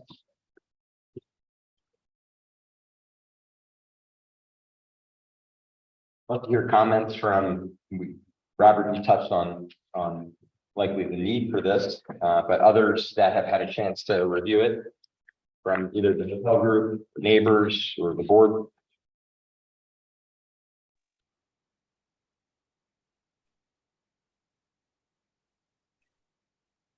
I have a question. It's Dave Gandhi. Has anybody in the township done any research what other towns are doing in a similar situation when an emergency arises? Where are those guests placed? What happens in that scenario? I would imagine if it's July 4th weekend and you have an emergency and all towns 60 miles from Lancaster are all sold out, how would you evacuate a whole hotel or something of that sort? What takes place? I'm curious to see what the mindset is here. Any research or anything that I've talked with other hoteliers, and I've been told that hoteliers have contingency plan. And that's where their guests need to be replaced elsewhere. I don't believe that's an unusual concept. Mr. Hutchinson, so typically when a guest stays at a hotel and we're sold out, so you overbook sometimes, just like a airplane, and it's overbooked. We find generally in the industry, we if the hotel's overbooked, we find another hotel somewhere locally if there's any available, or we refund the guest their money back. That is the best we can do in the industry. And if it's through a franchisor, then they usually try to find another closest availability with that brand. If not, and if it's booked through an online travel agency, they will also resort and looking for something. So that portion is being redundant. That is already being done for the hotels. We've been doing this for years. My question is, in an emergency, when you have 100 keys, and let's say somebody pulled a fire alarm or there's a fire, and you're in a sold out, or there's an auto show, or there is some event that's taking place. Let's say you have the soccer tournaments, and everything from here to 60 miles is all sold out. What happens then? What Dave, is have the you- contingency plan you're talking about? What is it? Have you read the ordinance? Because it doesn't, it says you have to have a plan. It says you have to have a list of hotels. Have you read it? Yes. And that's why I'm just asking what the Which- contingency idea is. Which item do you have a problem with?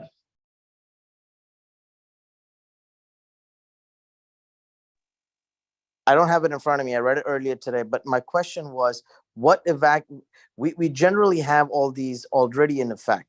So I'm asking is, why are we being redundant by putting this in place when we have an emergency? What would we do? We're penalizing the business owners, but how do we actually, what is the actual plan that the township thinks of? I understand that you want us to devise a plan and bring it to you, but on the other hand, I'm trying to figure out what is the thought process behind this? Chief, We had two hotels that didn't do it and didn't have one. Yeah, the chief, yeah, go. With all, Dave, Scotty, we've had hoteliers not have planning and not provide any help. So I see. You're saying you have to call, and in a perfect situation, you're gonna be able to relocate those people that are staying in your hotel and find other rooms for them, with the exception of the perfect storm. Obviously, 4th of July, everybody's sold out. You get your point there. But there's you saying it, and then there's you proving it. And that's all that's. If you already have all that, then proving it would be no problem. You'll open up lots of papers and send them over here on a Monday morning. That's that you do have, and they have a copy of that, because when it does hit your account and you don't, they have proof that you said you could. And plan is really the first step to success. Having worked in public schools, everyone has to have an emergency all hazards plan that covers everything. So as an example, the local school district, if there's 1,400 kids in the school at any moment, any number of things could happen. And we have to have a plan for all of them, including where you're going to meet every one of them and what are their names, addresses, and their parents' names and all those things. I realize it's a little different than a hotel, but the plan has got to be there, or truly disaster can happen. And it's very reasonable. Most businesses have them, but you know, I mean, it goes on and on. Yeah, possible. Questions from the board? Just a comment, I still think we need a plan. This is great, but we also need a plan. Understood. Robert. So Dave's plan of action is, who does it fall under? And again, you're falling under, you're putting this on EMA. So the end result is, while their contingency plan falls through, now you have 100, 200, 400 residents. Now, what do you do with them?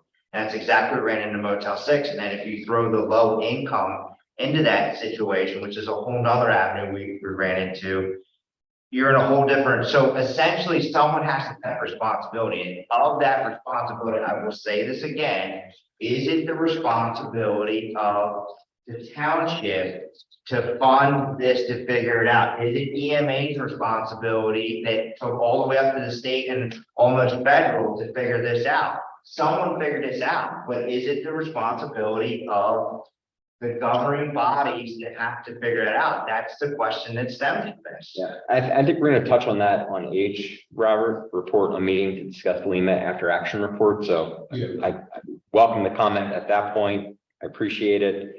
We don't have any action needed for. Yeah. So back to the alternate accommodation plan, other comments on this ordinance? Yes, hi, Kalpesh again. I see there is some confusion here on section 4B.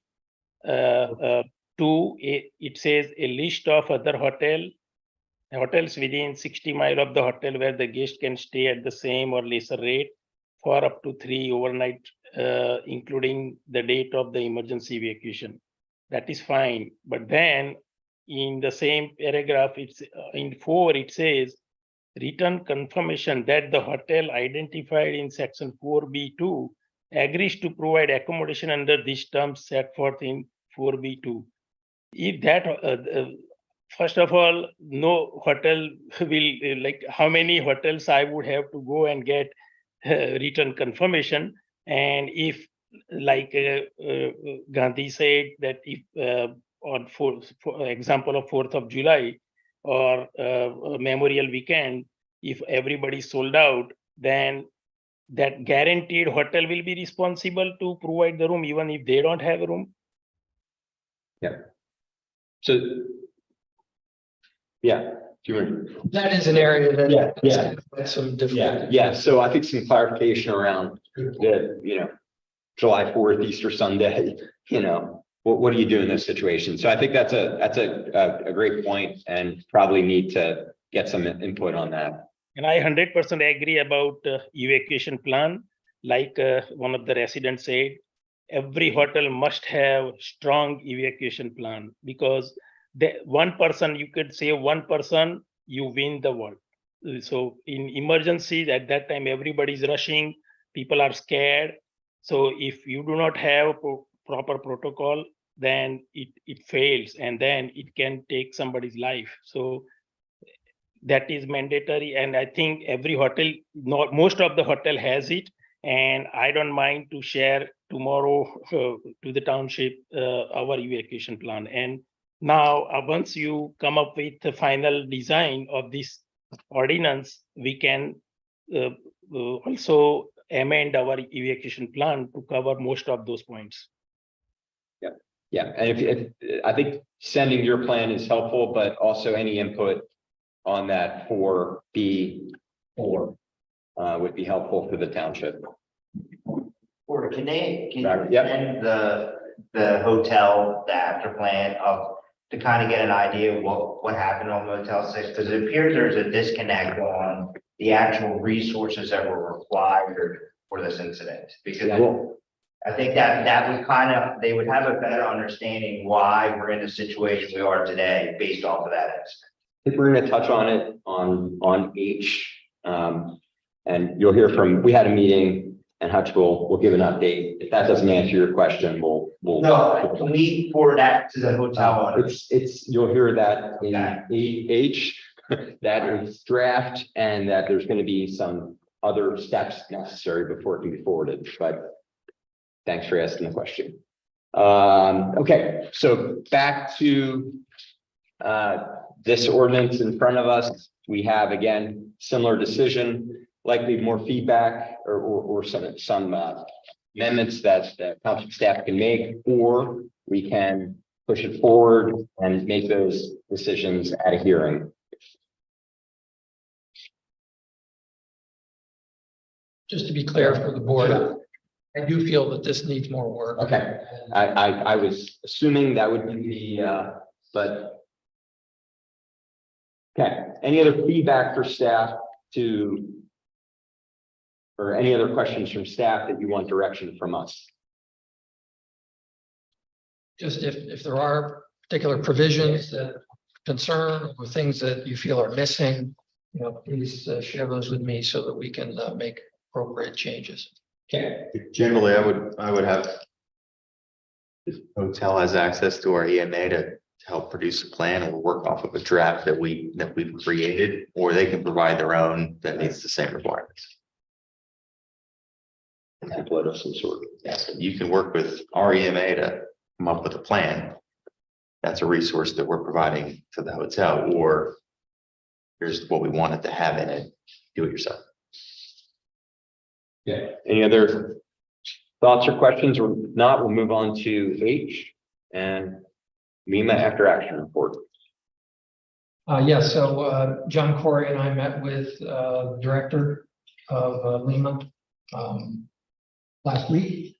And after that discussion, he decided that it would be best to sort of restart the after action reporting process. He indicated that it was released prematurely, and so he wants to restart that process and complete that process in the best possible way. So I believe he's directing his staff to do that and reach out to the stakeholders and those that were involved in the event for that purpose. So that was the result of that meeting. I thought it was a positive discussion and very helpful. So that was the end result of it. So nothing quite to share yet. There's a process or steps in the process that need to be followed. Hopefully at the end of that, there'll be a final report with some actions, and frankly, some actions have already been taken from the initial draft report. So, yeah, Just to clarify, you guys met on August 15th. The notes here stated that Mr. Pasquale indicated that the new report would be done within 1 week, so tomorrow. no, I think that's what the notes here say. yeah, I think he sent an email. Yeah, his restarting of the process would be started in 1 week. So he sent an email today restarting the process. So. Okay.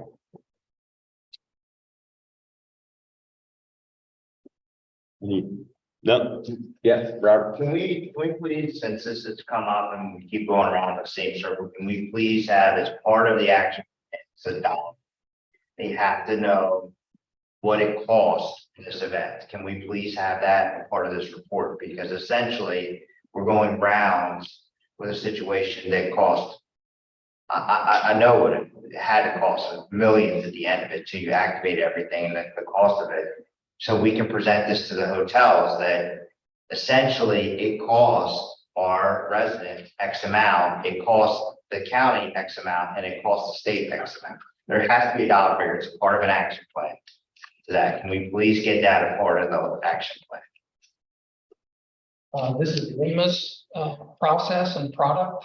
So I don't know if that's a normal part of the after action reporting. Logistics is important.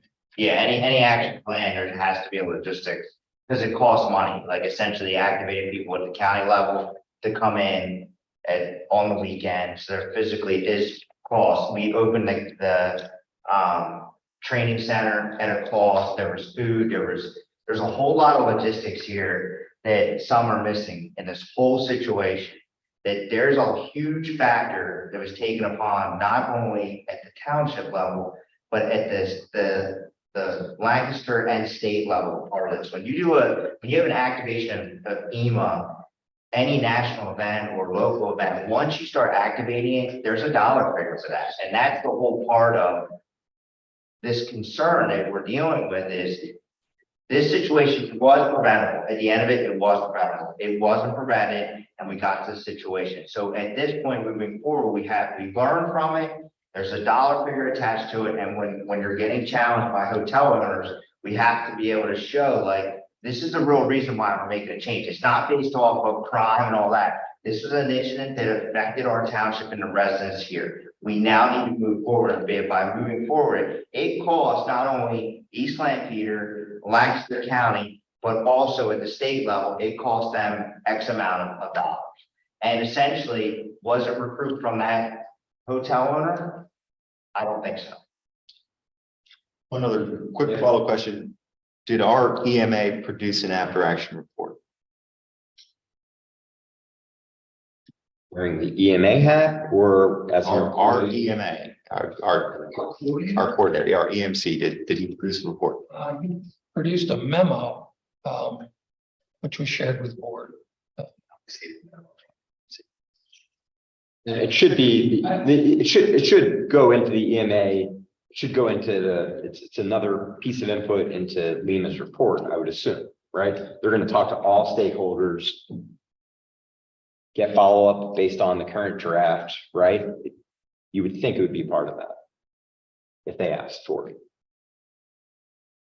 We'll use the fire department for example. We had multiple different agencies there.